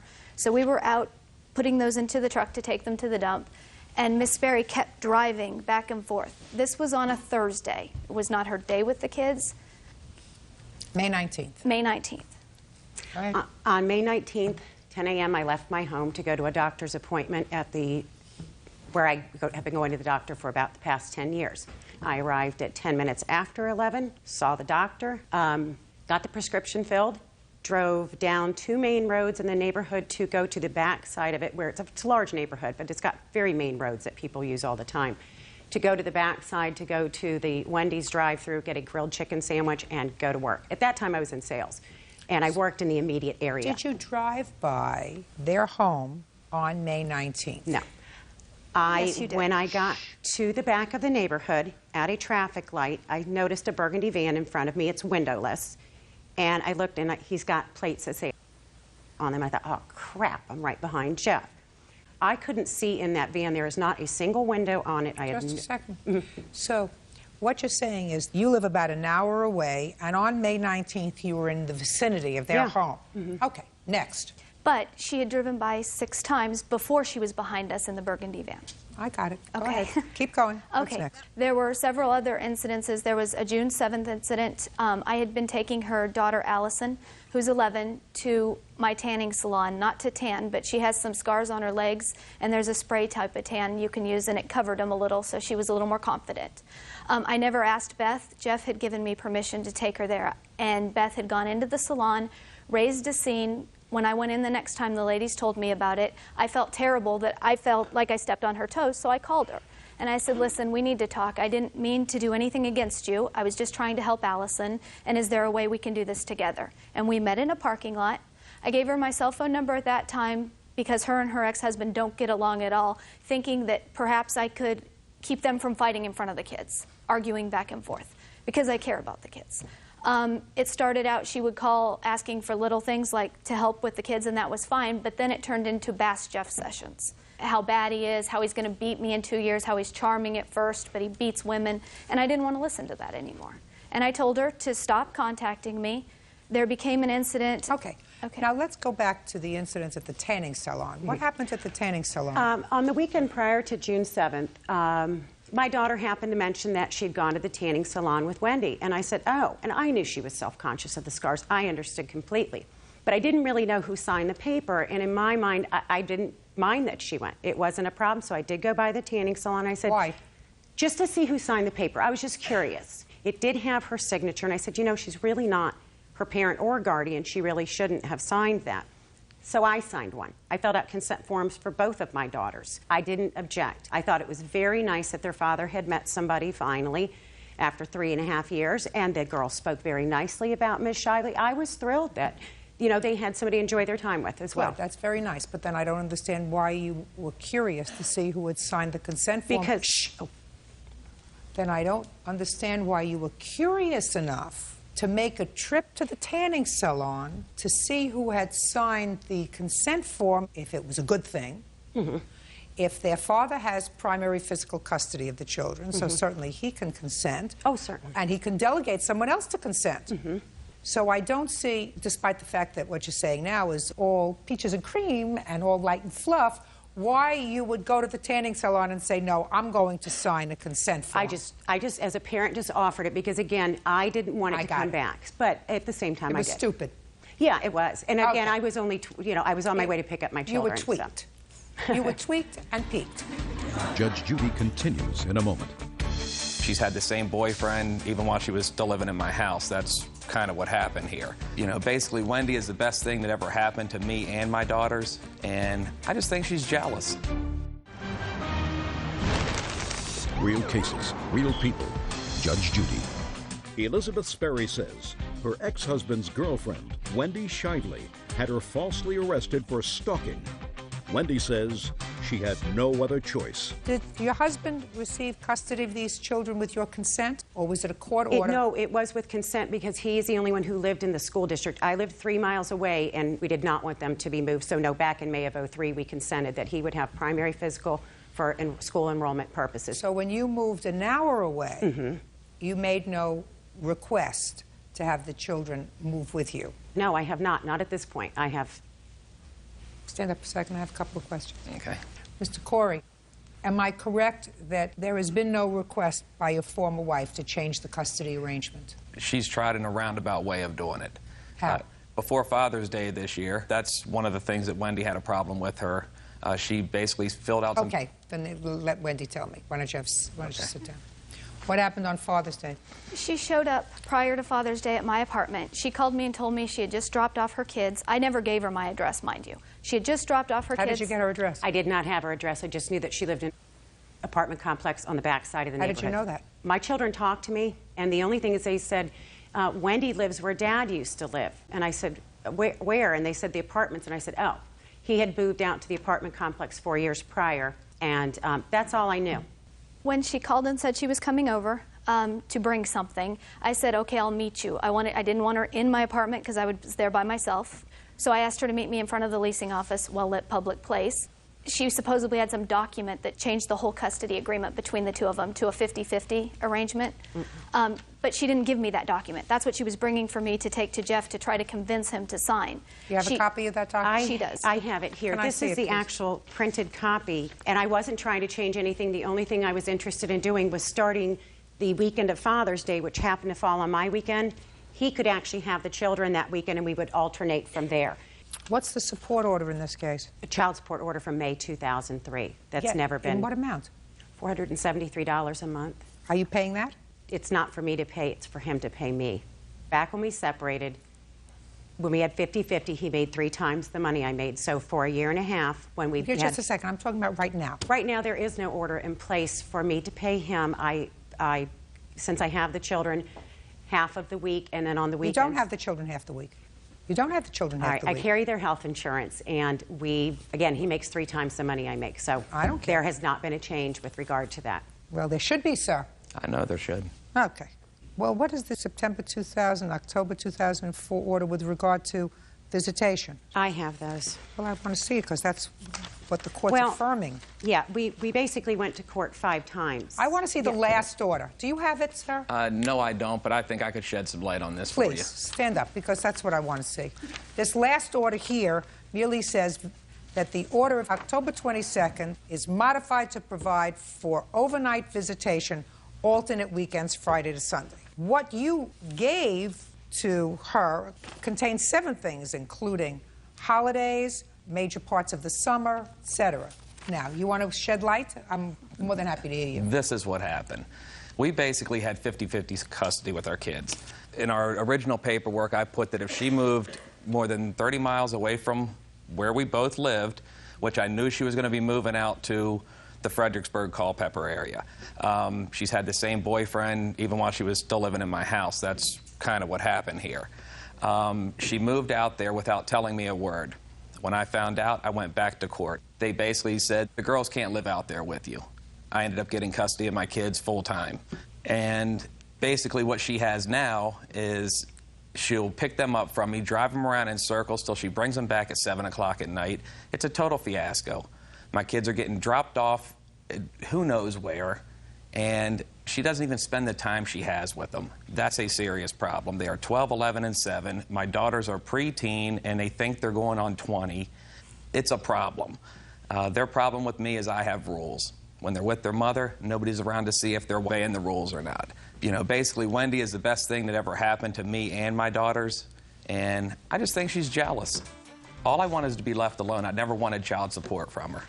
Okay, And well, I you can't can't be even do left that. alone, sir, because you picked this lady to be the mother of your children. I understand And she's that. going to be the mother of your children forever. But should I be penalized for being stupid at 24?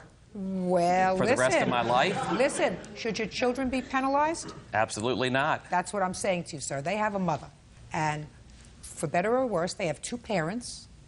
It's not a good thing for them not to feel loved and supported by both parents.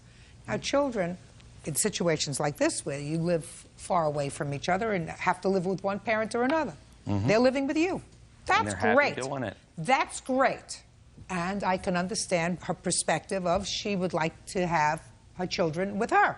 She made her choices 4 years ago, and unfortunately, now she would like to have her choice and the children too. That's not going to happen. Do you understand that? Oh, I understand. Good. You can't have your choice, your heart, and your children. You left. That's it. That doesn't mean that she's going to leave you alone. She's not going to leave you alone because that's what happens. She's not smart enough to leave you alone. She's not smart enough to say, this is it, this is the story, and she will continue to fight you for your children. Children will get older. You'll make a rule for your 15-year-old. You won't like a boyfriend. She'll say, I'm going to mommy. Get over it. It's going to happen. That's what happens when people get divorced. Now you can sit down. Now, tell me the rest of the stalking, madam, so that I can make a judgment with regard to this case. Okay. And move on. The following at the tanning salon, the following me in the car, there were, all the instances are listed there. I don't remember them all now. Factored in with, I was afraid all the time because she didn't represent herself as a stable, sane person to me. And I don't mean to be mean, but that's what it was. So I was Give me an afraid. example. Trying to sneak over that custody agreement, she showed up with the custody agreement and then wouldn't even give it to me. She asked for my email, saying it wasn't dark enough for me to read. Could she email it? She was trying to gather more information. I handed her over my email address, though, thinking, great, it'll stop the phone calls, and she won't be bashing her husband. She'll be sending me email. But I'm afraid of her. The final straw was Father's Day when I picked her children up Father's Day evening at McDonald's. Was afraid they would get into it because it was a bad day for everybody. Picked him up. She came storming over to my car, yelling, give me Taylor's cell phone. His daughter had a cell phone, which her father took away because she was using it to deceive and lie to him. He gave Beth plenty of warning that he would take it away if he ever saw it again. She told her to sneak it in the house in her backpack and keep it on vibrate so her dad didn't know.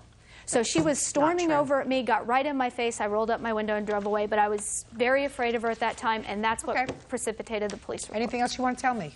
I would like to tell my side of the story because this is just totally made up. I did meet Ms. Shively for the first time on June 7th. She did call, asked if we could talk, indicated she didn't want to have any problems. I agreed. Talked for about 20 minutes, offered me her cell phone number. It was very nice. So I left and got the girls, and my daughter saw her at the pool standing at the fence with her son, so they walked over to say hi. I took a glass of water to want a cup, and Mr. Corey pulled up and said, make a new friend. I'd pass on that, and I left with my middle daughter. 5 minutes later, he called me and left me a very nasty email saying she sees right through you, that sort of scenario. He's basically saying, while I have my children with me, I'm stalking her. Your children aren't with you when you have them. On 5:30, I picked up the girls on 5:29. Tell me about the incident with the cell phone. With regard to the cell phone, I had given my daughter a cell phone back in October. I showed up to get her, and that evening I got a very nasty email from him telling me that he doesn't want me to come by anymore to get the girls to meet him at McDonald's. That's fine. At 6 p.m., I showed up at McDonald's. Ms. Shively was there to get the children. I got out of the vehicle with my daughters, walked to her car, and I said, did you bring the cell phone with me? I had left a message on Friday at his house saying, I'd like to get my cell phone back. Did this in front of 3 people. It was not nasty. She said, no, I don't have it. And I said, well, can you go get it? And she said, no, he says he'll give it to you when you go to court. And I said, what does assault and my cell phone have to do with each other? She said, I don't know, don't put me in the middle. And I said, fine. And I walked away, got in my car, I drove to the police station, which was a couple miles away, and I told the officer, he's got my property. I've been going through this kind of abuse for 4 years. I want my cell phone back. Where were your girls when you went to the police station? They had just left with Ms. Shively, so I went by myself. So you dropped the children off and you went to the police station? Correct, because I did want my property returned to me. He had no right to confiscate it. Just a second. You had no property. I had a cell phone. No, dear. You gave the cell phone to your daughter. Listen to me. That's a gift. It's not your property. Okay. Okay. So let me tell you, I have to make a judgment as to whether or not your actions, just listen, whether your actions were sufficient to cause her to feel fearful enough to seek a protective order.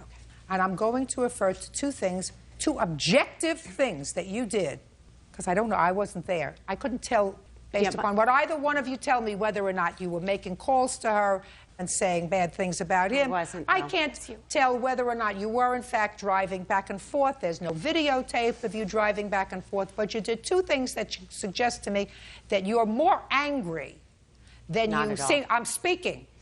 That you're more angry than you would seem to want to convey to me. One, for no apparent reason, you went to the tanning salon because you were curious about who signed the consent. There was no reason for you to be curious. Your former husband has physical custody of these children. He can do whatever he wants to do. I assume it was in the children's best interest. As a matter of fact, you agree that it was in the children's best interest, but your nose was tweaked as to who signed the consent. And not only did you go there, but once you saw that she had signed the consent, you said to them, she's not their mother, I'm their mother, give me the forms, I will sign the consent, because that's what objectively you did. The second thing you objectively did was, after you dropped the children off in June, with regard to this cell phone, instead of just saying, listen, I'm not going to get myself exercised over this cell phone, I'm going to the police. The police? Over a cell phone? And you knew why he had taken the cell phone away from her. He took the cell phone away from her because she wasn't doing the right thing. Ms. Shively probably had good cause to file a complaint against you. In any event, your complaint for false arrest is dismissed. Case is dismissed. That's all. Parties are excused. You may step out. I think it's jealousy on the opposite part. They had only been dating, according to her, for 3 months. You know, it took me over 3 years to get a divorce from him. The only reason there was no counterclaim on the suit is because I don't want money out of Miss Sperry. I want to be left alone. I'm entirely too busy. I have too much of a important life, and she's basically claiming I stalk her with my kids. I never claimed she was stalking with her children, because the truth of the matter is when she has her children, they're not with her. When a guy steals your wife, the best revenge is to let him keep her.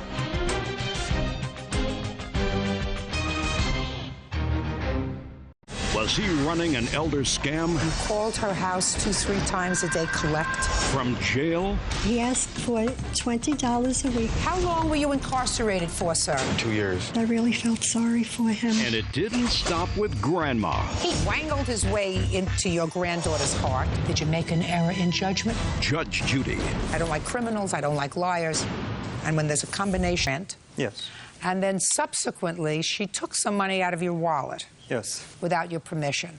The total of that is $800. Ms. Walters says that you were always generous, that there was never any... Stop tapping. There was never any intention to create a loan situation with regard to this rent money, and that you told her, ultimately, that she could have the $300 that she took out of your wallet. When were you and the defendant seeing each other, sir? I would say late in the year, last year. I didn't meet you till January. January? Okay. Yes. So about that time. Around January of 2005? And how long were you dating? A few months, maybe till March or April. It was only till March.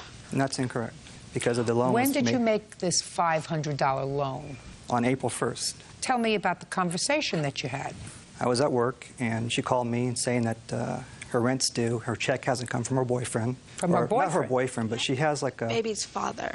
Her baby's father, yeah. You get child support from your child's father? Yes. For the child? Yes. How old is that child? 21 months. Did you call him on April 1st indicating to him that you were short on rent money? Yes, I did. And he had always given me money. Okay. You called him and said what? That I needed help paying my rent and if I could borrow some money or if he could lend me money because he had always given me money before. And what did he say to you? He said, of course. And he wrote out a check? Actually, he gave me cash. How much cash did he give you? $500. And I paid my rent. Good. So why don't you pay him back? Because then later on he told me that I didn't have to pay him back. And I thought because he would always give me money and because how I met him was he placed an ad, who wants $300 to go for a date because he couldn't get a date. I thought that maybe I didn't need to pay him back. Miss Walters. Yes. You just said to me that you called him up and said, could I borrow $500 from you? Yes. And he said yes. Yes, and then I couldn't pay him back when he wanted me to pay him back. And Just a sec. Okay. Why couldn't you pay him back? Well, I offered to pay him back, and he told me I didn't have to. So when did you offer to pay him back? Probably in May. What did he say when you offered him the money? He told me I didn't have to pay him back. Tell me where you were. At my house. What time of the day or evening? It must have been the middle of the day because he was at work. So you called him on the phone? I think I emailed him. Well, try to think. I emailed him because that's how I communicated with him mostly. I told him that I was short on rent and that I should... No. I'm talking about when you were going to pay him back. You said you had the money. Oh, I told him that I had the money, that I finally got in the check, and that I could pay him back. So you emailed him again? Yes. Ditzy. And what did he say when you emailed him at work and said, I now have the $500? He told me okay, and then he never came to get it, and I was like, when are you going to come get it? And we weren't talking really at this point anymore. And then eventually I was like, okay, and he never paid it back. I mean, I never paid it back. Did you think this was going to be easy, this double talk? No. Where did he say to you in all of this baloney that you just gave me, madam, you don't have to pay it back? I have emails probably somewhere saved that I didn't have to pay him back. Well, did you think that you were coming here today to a cotillion? No. If you have emails from him that you say you have saved, saying that you don't have to pay him back, where were you saving them? What were you saving them for? You were going to line a hope chest with them? No. This is where you're supposed to bring them, Miss Walters. I don't have an actual computer. I use my phone. It has a computer in it. So I couldn't print them out or anything like that. Does the father of your child visit with him? Yes. What does he do? He's a catering manager. Well, maybe between the two of you, the child has a chance. Oh, thank you. All right, so she owes you $500 for rent, Mr. Holcomb. Yes. Now let's get to the other $300. Could you tell me how that came about? Well, what do you do for a living, by the way? Oh, I'm a computer programmer. What did you have to talk to her about? In general? In anything. Did you talk about anything? Yeah. Okay. We had a relationship. He cheated on his wife for 3 months. That's what he did. That's a possibility, Miss Walters. I just wanted to know if he had a conversation with you about anything. Yeah. All right. Let me hear the $300, Mr. Holcomb. Okay, so after the rent situation, I wanted to get back the money. So I stayed friends with her, hoping to get the money back. And I told her, it's for the allowance for our household. And she understood that, and she was going to give it back to me. But I had to, walk around with kid gloves, you know what I'm saying? Because otherwise she would be, temperamental and say... Temperamental. Well, she would just kind of give me that impression. Get to the $300, sir. Okay, so we went to Black Angus, and we had dinner that night, and we had a few drinks. We went to my car. I put my wallet in the crevice right below the stereo, and then I started my car, and then she grabbed the wallet. And I grabbed it too, because her personality, right? So we're tugging, and she's pretty strong. I mean, she grabbed that wallet, pulled it to her, away from me, and she looked aside, and she saw $500. Well, she threw the wallet back at me, stuffed the $500 down her shirt, and I said, you better give that back to me. I was arguing with her. And she was being teasing and laughing and stuff. And she also had a few drinks, so she was kind of out of it in a sense. And I was like, come on, that's my money. I gave her reasons, family, and all that. What family, Mr. Holcomb? My family. Your wife and children? Yes. How many children do you have, sir? 4. Were you living at home at the time? Yes. Are you living at home now? Right now, I'm not at home, no. Where are you living now? Here in Burbank. Alone? No, actually with my father. That's what he told me in the first place. When did you leave home? Well, we bought a house in Montana, and we just settled in at the end of this month, last month. And I've been here for about 2 weeks now. And my wife and family are in Montana. And they intend to stay there? Mm-hmm. And you intend to stay here? I'm not sure yet. If your wife is smart, she'll stay in Montana. Yeah. Judge Judy continues in a moment. Do you think Mr. Holcomb's wife would want him to sue you on a television program viewed by 10 million people? Probably. She doesn't seem that bright. She doesn't seem that bright? No. Out of the frying pan. And later today... Your Honor, I have to say, otherwise my mom will kill me, that she loves you very much. More than you, actually. Grandma, she wishes that was her mom. She would have done better in life. Okay, anyway. Real cases, real people. Judge Judy.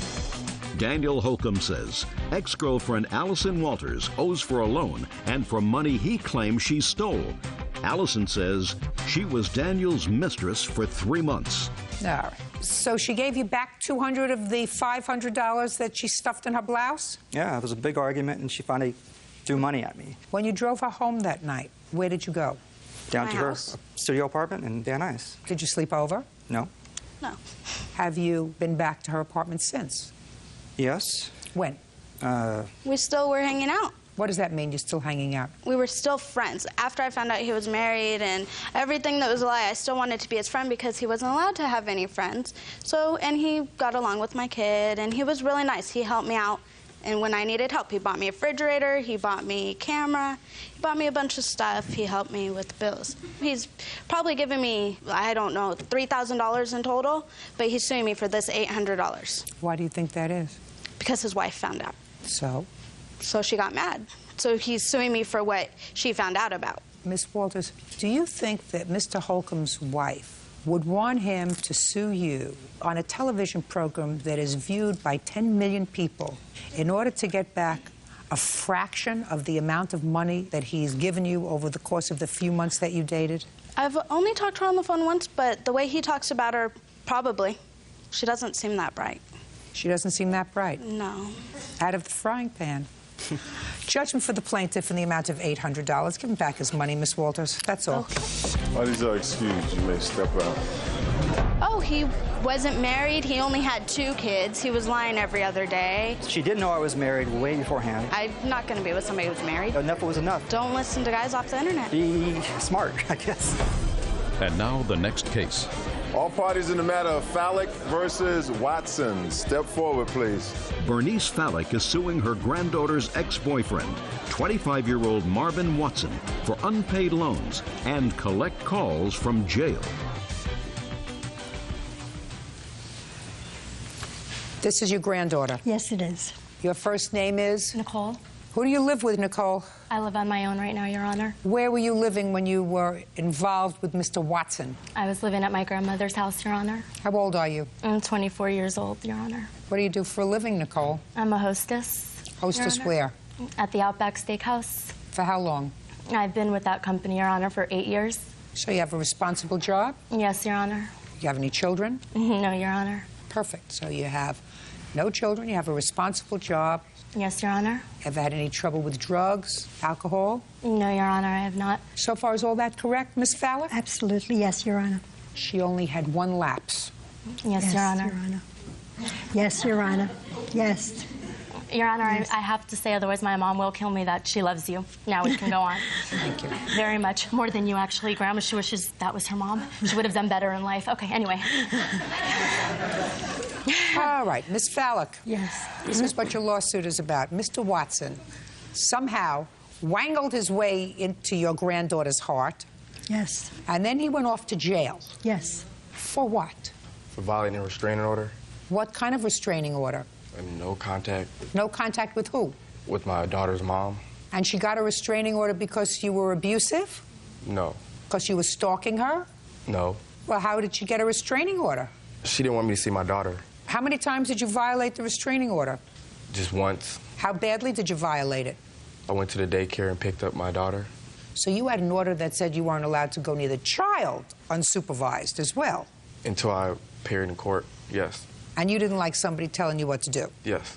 Got it. I'm just trying to develop the personality here. Now, Mr. Watson, was that the first time you were ever incarcerated? What word didn't you understand, Mr. Watson? Was that the first time you were ever incarcerated? No, it's not. What were you incarcerated for previously, sir? For assault. Assaulting who? Someone I don't know. A stranger? Yep. Where did you assault this stranger? At a bar. All right. Now, did the mother of your child allege, I didn't say you did it, but did the mother of your child allege that you also assaulted her? No. That you threatened her? No. She just said, I want a restraining order, and didn't allege anything. Yes. No. Well, we sort of, you know, in the family court where I used to work, we used to give out those restraining orders where there was no proof, nobody asked for anything. We'd have every other Monday We just said, anybody wants a restraining order, you come on in, you don't have to say anything. We just give them out. Now, how long were you incarcerated for, sir? For 2 years.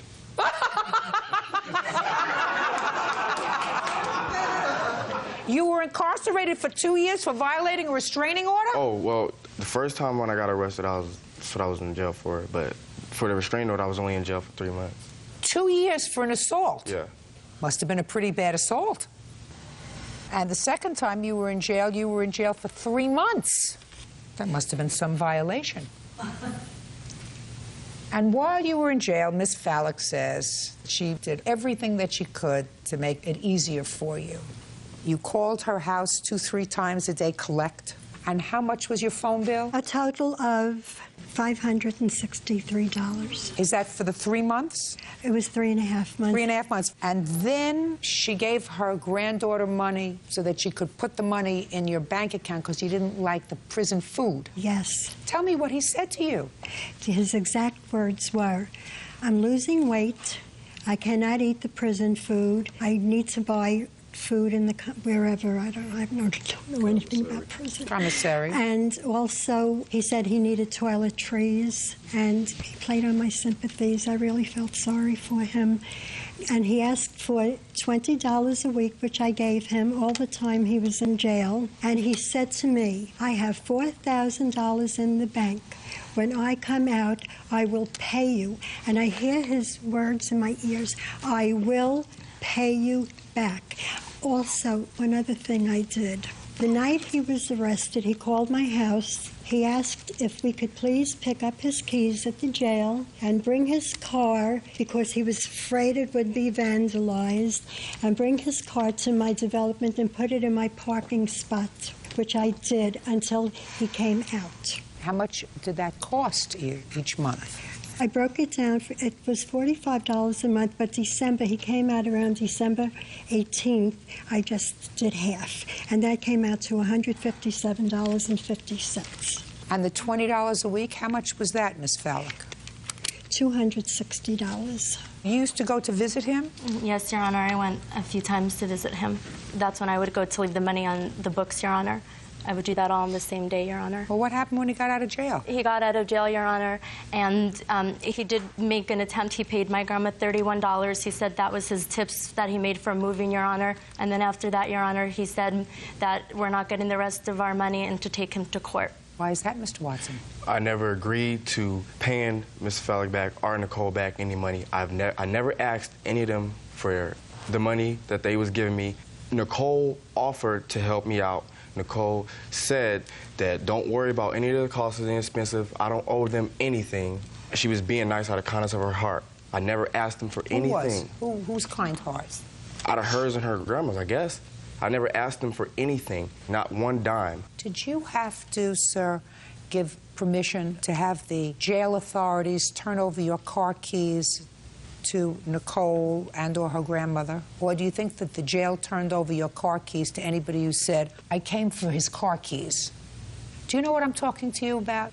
Do you know what I'm saying to you? You will not think faster than I, Mr. Watson. You are not that smart. When you were incarcerated, they came and picked up your car keys. Now, do you think that the prison authorities just turn over your car keys to anybody who walks in and says, I want Watson's car keys? No. So you had to have given permission for one or both of them to come and get your car keys. Is that right? I didn't just turn over my car Just a second. keys. Just answer my question. Yes. Now, what were they supposed to do with your car? Nicole was, my mother was picking up my car.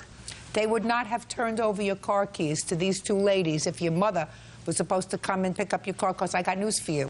I don't think your mother looks like them. Okay. You get me? I get you. I don't like liars, Mr. Watson. I don't like criminals, I don't like liars, and when there's a combination, it's deadly. Miss Fallick is not telling me any sort of a lie when she said that she spoke to you and you said you don't like the prison food, you're losing weight. Now, she may have been operating out of the goodness of her heart. I think she was. So why would I I think she was. For toilet paper? They give you toilet paper in there. She just said that I said I didn't have any toilet paper? They give No, toilet paper no, too. not toilet paper. Not toilet What did she paper. say when she said it? I'm going to tell you what she said, sir. Okay. No, you got to go to a little advanced education. There's a difference between toilet paper and toiletries. Okay. Mr. Smarty Pants. Okay. You know the difference? I know now. You just told me. Well, what are toiletries? Did you make an error in judgment, Nicole? Yes, Your Honor. Don't repeat it. Judgment for the plaintiff in the amount of $980. That's all. Thank you. Thank you. Her decision was right, and it was just. I don't even want to comment. He did ask us to bring the car to my parking spot, which we did. I didn't make any arrangements with none of them. He played on my sympathies. We're just guilty of trusting someone. We all felt so bad for him because we've never experienced anything like this. I didn't want nothing to do with Nicole. Leaving someone. It wasn't no relationship. It was just. It was nothing. That they would keep their word. He wasn't only arrested once, twice, 3 times. He was arrested quite a few times. You offer to help somebody, that's on you. I will never make this mistake again.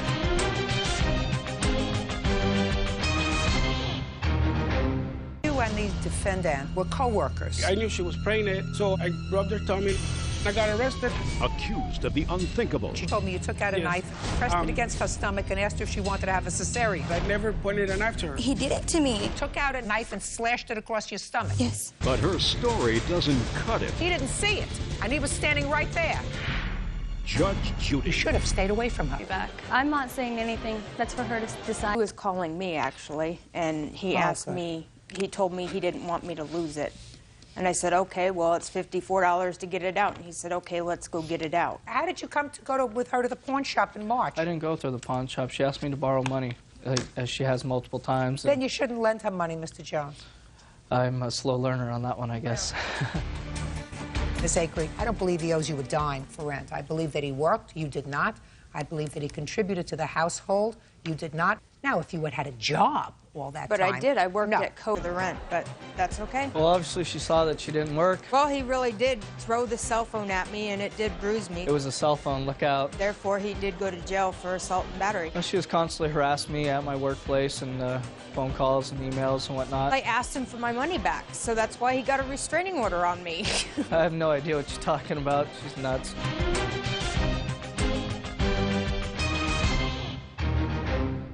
At first, attorney fees after Michael refused to surrender a bailee.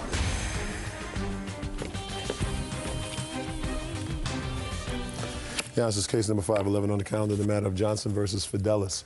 Parties have been sworn in, Judge. You may be seated. Mr. Johnson, did you ever hear the expression when you were growing up, good guys finish last? Yes, I have heard it, and I found that out. You're the good guy. Yes, I am. I don't necessarily think he's the bad guy. Let me see if I can explain to my comrade over here what this case is about. You had an employee, right? A woman. Yes. What kind of business are you in? I'm in the plumbing business, service and repair. And what did this woman do for you? She answered telephones and did some light office work. And then there came a time when she was arrested. Correct. What was she arrested for? It was 3 felony drug charges. And she asked you if you would post her bail. Correct. And here's where we get the good guys finish last. You said, okay. I didn't say okay right away. She called me 6 times begging to get me out, begging to get her out, and I wasn't going to do it. Then she says, look, I'll sign my car over to you if you get me out. I says, are you sure you want to do that? I says, okay, I'll get you out. So I didn't think there was going to be that big of a deal. It did turn out to be a big deal, though. So you posted the bail and with this gentleman? Mr. Fidelis, yes.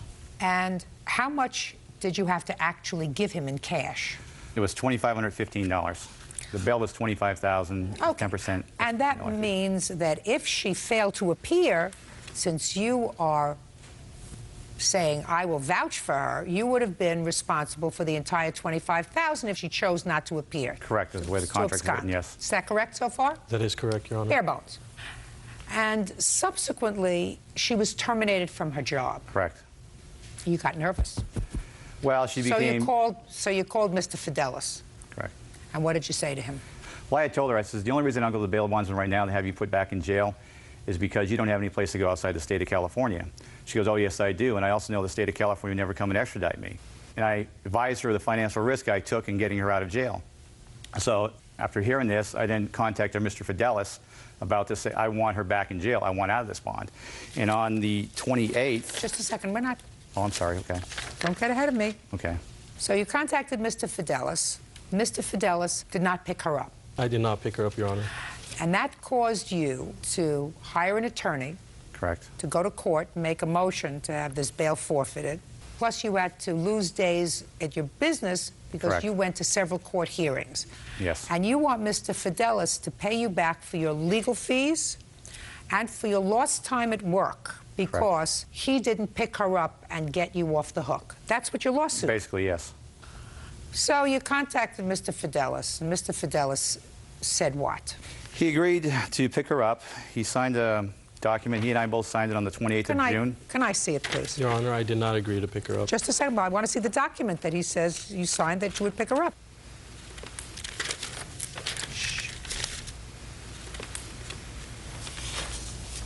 This is a request for Correct. surrender of defendant. Correct. And release from liability, and it says that you have information that would lead the court to believe that there is increased potential for the defendant's flight. You signed it, and he signed it. Correct. Where does it say here that he agrees to pick her up? He agreed verbally that he would... Just a second. He doesn't say here that he agrees to pick her up. I understand that document there, yes. Okay. But he did tell me, in this letter that I did address to him, that he would have his people pick her up. Okay, he agreed. He quoted me a fee. I asked him what it's going to be. It's going to be $500 to $600. He says, fine, pick her up. I'll pay it. He never would. He had me sitting around the office with her because I wanted to be there, make sure she was there, so there wasn't going to be any problems. What date was this? It was signed on the 28th. On the 30th, I called him to notify her that she could come, him that he could come pick her up, which he never did. He kept promising he was going to pick her up. Here's bail agent. Just a second. You said to him on the 30th, he signed this, and you signed this. It was signed on the 28th. And then on the 30th, you called him and said, well, come pick her up. She's in the office. Right. Just a second. I'm sorry. And what did he say to you? He told me that he was going to contact his bail agent and that he would have her picked up. I kept calling him about every 30 minutes asking, why are they here? He would never call me back, and then he promised me he was going to come personally and pick her up and take her into custody before the day was out. He never showed up. Okay, now what happened on that day, sir, the 30th of June? I don't recall that day, Your Honor. On the 25th... 25th of what? The plaintiff of June, 2004. I'm talking about the 30th, 2 days after you signed this request for surrender. Nothing happened that day, Your Honor. Well, he says that he contacted your office several times. No, these are all false statements that the plaintiff is making. Okay. Did you know this lady from any previous time? Had you ever had any previous dealings with her? No, Your Honor. She was a stranger to you? Yes. What did you tell Mr. Johnson when you signed this? If at any time she showed she became a risk, at any time, you would have to justify and give good cause to surrender her over to the court. Now, Just a second, why did you tell him to do that? By picking her up himself and surrendering her over to the proper authorities. Did you tell him, just a second. Yes. Did you tell him that? Yes, that he I has did. the right to take her by the arm and bring her to court. You Yes. told him that? Yes, Your Honor. No, you didn't. Yes, I did, Your Honor. No, you didn't. You know, I can tell that because you looked at the floor when you said that. I don't believe it, and I don't believe that it's even appropriate for somebody to grab somebody else by the arm and say, I'm dragging you to court. I can just imagine what would go on in this town if that happened. It would be a free-for-all. So he's saying to listen to me, he's saying to a professional, I want you to pick her up. I cannot, Your Honor. Fine. Then you have to tell him what to do. And I did. I gave him all the information by the laws of the state. He could have done whatever he wished at that point. Then what does this say, sir? Then what is this for? What is this surrender document for? Surrender document? Just so that you're on alert for something? Your Honor, that document is a standard document that is required when and if you surrender the defendant over. He did not show good cause. Just a second. He did not show good cause for the surrender of the defendant. To whom? To myself. Ah, here we go. Yes. Well, we're going to get there. I want to tell you something. We're going to get there to where I want to be, whether you like it or not. We understand each other? Yes, Your Honor. So what you're saying is what he told you about the conversation that he had with this lady was not sufficient in your judgment to pick her up. Yes, Your Honor. Ah, right. Judge Judy continues in a moment. The judge on the same date issued a bench warrant for her arrest with $50,000 bail, sir. Yes. If she wasn't required to be there, he wouldn't have issued a warrant for her. And later today, Have a good time at your prom? Yes. You paid $428 for 6 hours. Now you're suing Mr. Ginsburg for $5,000. Councilman Michael Fidelis owes for attorney fees and lost wages. Clifford says when Michael refused to surrender a bailee, he had to hire a lawyer. Now, in June, did she make a court appearance? Yes, I actually have the docket showing she made over 9 appearances, each and every time over a 7-month duration. Did there ever come a time she failed to appear? No, she did not. Is that correct, sir? No, it's not correct. She failed to appear on December 1st, and I have the court document where the judge issued May I a see it, $50,000 warrant for arrest. Let me see both documents, please, Bert. Right here, highlighted.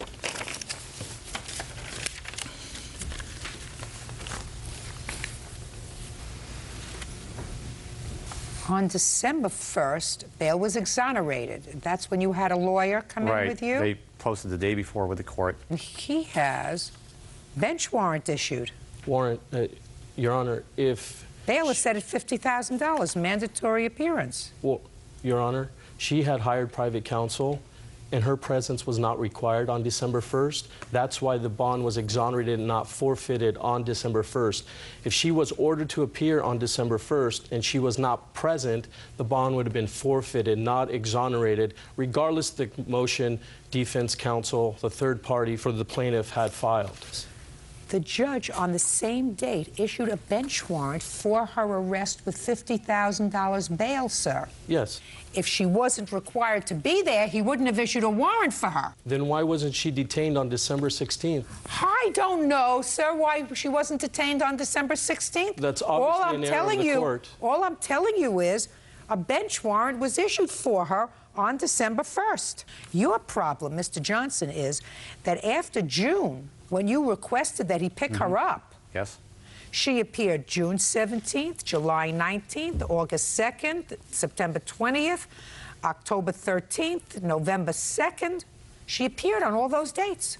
She sure did. She sure did. Well, you got a problem, sir. That's why nice guys finish last. She did Your make Honor. 1, 2, 3, 4, 5, 6 appearances before December 12th. Your Honor, from the attorneys that represented me, they told me that there's a California law that Listen requires... to me. You cannot tell me what the attorneys told you. That's Okay. hearsay. And what I'm telling you is I'm trying to be reasonable with you. I don't think understand. that he's being honest with me as to what your conversations were with each other, and also initially whether or not he had a responsibility to act on your information. But if I look at the objective data, Mr. Johnson, this defendant, not this defendant, but this I understand. defendant did in fact make 6 court appearances. And you had the ability during each of those court appearances to go in, to hire a lawyer, do the exact same thing as you did on December 1st and say, listen, I have this information and I don't want to be responsible for this bail anymore. Ultimately, the case was resolved. She was sentenced to jail. Ultimately, the case was resolved. She pled guilty, but she did in fact appear on 6 other court dates. She barely made 2 of those court payments. Your Honor. Mr. Johnson, nice guys finished last. Don't postpone for anybody anymore. That's all. Parties are excused. You may step out. This is crazy. What I think is the real motive is he has something going on with her. No, I do not. I personally think, after speaking with the defendant in the criminal case, that he wanted something more than an employee-employer relationship. He was calling her, trying to get her to go out and date. On a date is what he was doing. I do not appreciate his defamatory and slandering comments. There are other girls in my office that told me this stuff. They overheard conversation between him and her. I explained to her, I have nothing to do with that. You need to appear in court when you're ordered to and finish your case. And now the next case. All parties in the matter of Rue versus Ginsburg. Step forward, please. Daycare worker Angela Rue is suing limo company owner Paul Ginsburg for a refund of his fee. Angela claims the limo he provided for her twin son's prom was filthy. Mr. Ginsburg, how many limousines do you have in your fleet? 9. Mrs. Rue, you reserved the limousine for your boy's prom, is that right? Yes. From Mr. Ginsburg's company, how did you find his company? Off the internet. These are your 2 boys? Yes, ma'am. When did they graduate? This past June? Yes. And when was their prom? May the 22nd. And what did you reserve? A 6-passenger limo, a new model, Lincoln. limo for my kids. Did he tell you how much it would be? $428 for a party package limo. Is that what a party package is, sir? $428? We don't have party packages as per se. A party package is how they dress up a limousine. But it's by the hour, times however many hours, plus tax and tip. What did he tell you that they would have in the limo to dress it up? It would be like a party scene, balloons, confetti and everything like that, little soft drinks in there. And what time is it supposed to arrive? 7 o'clock. What time did it arrive? 7:15. So what's the problem? The problem is when the limo got there, I'm expecting a new limousine, like it had a broken tail light, the car was dirty, the tinted windows had bubbles all up in it. Inside of the limo, it had a cut, which it had a chocolate bar inside. I didn't know that until later after my son got to the prom and he sit on it and got out and had a big old chocolate stain on his tux. Did you take photographs of it? Yes, ma'am. May I see them, please? This is all this inside. Miss Rue, did you prepay this limousine the $428? I paid it as it arrived there. I paid it.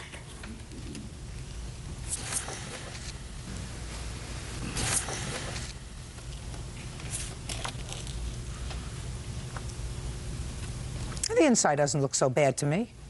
But inside... Bird. What do you think? Hard to tell from here, to be honest with you. Sure is. Son looks pretty good in the tux. Pretty girl. Yeah, Whose date was that? Yours? Yes. Still with her? Huh? Huh? Shut up. Loving her? Oh, the outside has these little bubbles in it. Is that what you're talking about? Funky. Yes, and I also have a videotape of Okay, it, so too. now I'll take a look at the videotape, because so far I see a broken taillight, but nothing that strikes me as being disastrous, quite frankly. And they said the seat is ripped. We might can live with that, but for $400, you need to get the discount or something. See here, look. Look, ain't this trash up in this here corner? See this tail light? It's flashing and it's white, okay? I just want to put this on the camera. Tail light's broken. Left hand side blinking is blinking white, not red. I should have been a lawyer. Bringing me some cases.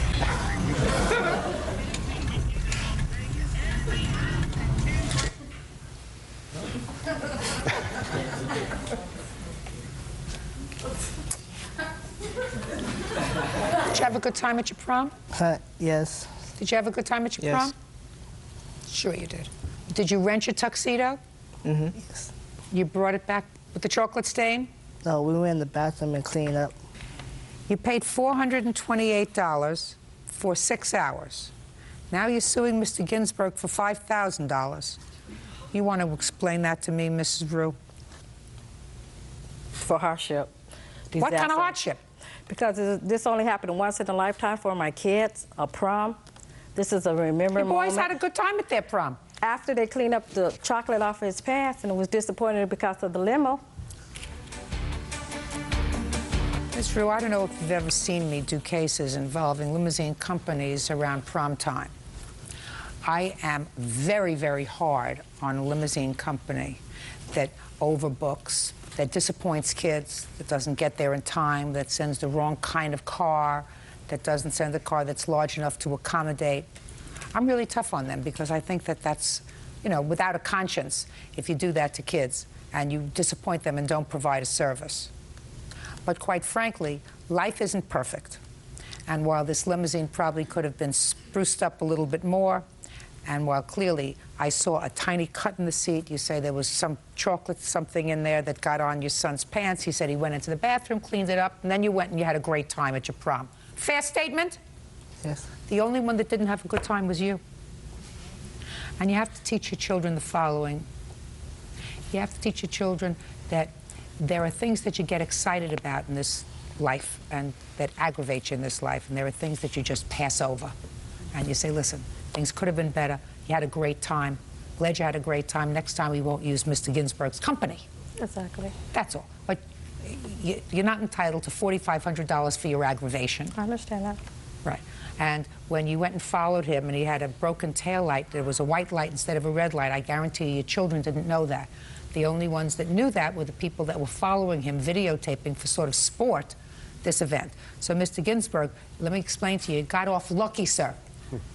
Because while things could have been neater in your limousine, you probably have to spruce up your fleet a little bit. You're entitled to your $428. You provided a service for the 6 hours. The boys had a good time. And their mother has to get over it. That's all. Case is dismissed. Parties are excused. You may step out. He advertised a new brand new limo, and what we get, a lemon. If you go buy a car, and you look at the car and you don't like it, don't buy it. A limo shows up, and it's not the limo you want, call and get another limousine or don't accept it. He said take it or leave it. So I didn't have no choice. I didn't want to disappoint my kids, so I had to take it. It's the same when you have a restaurant and somebody finishes the last spoonful of soup and pulls up the fly and says, you know, here we go.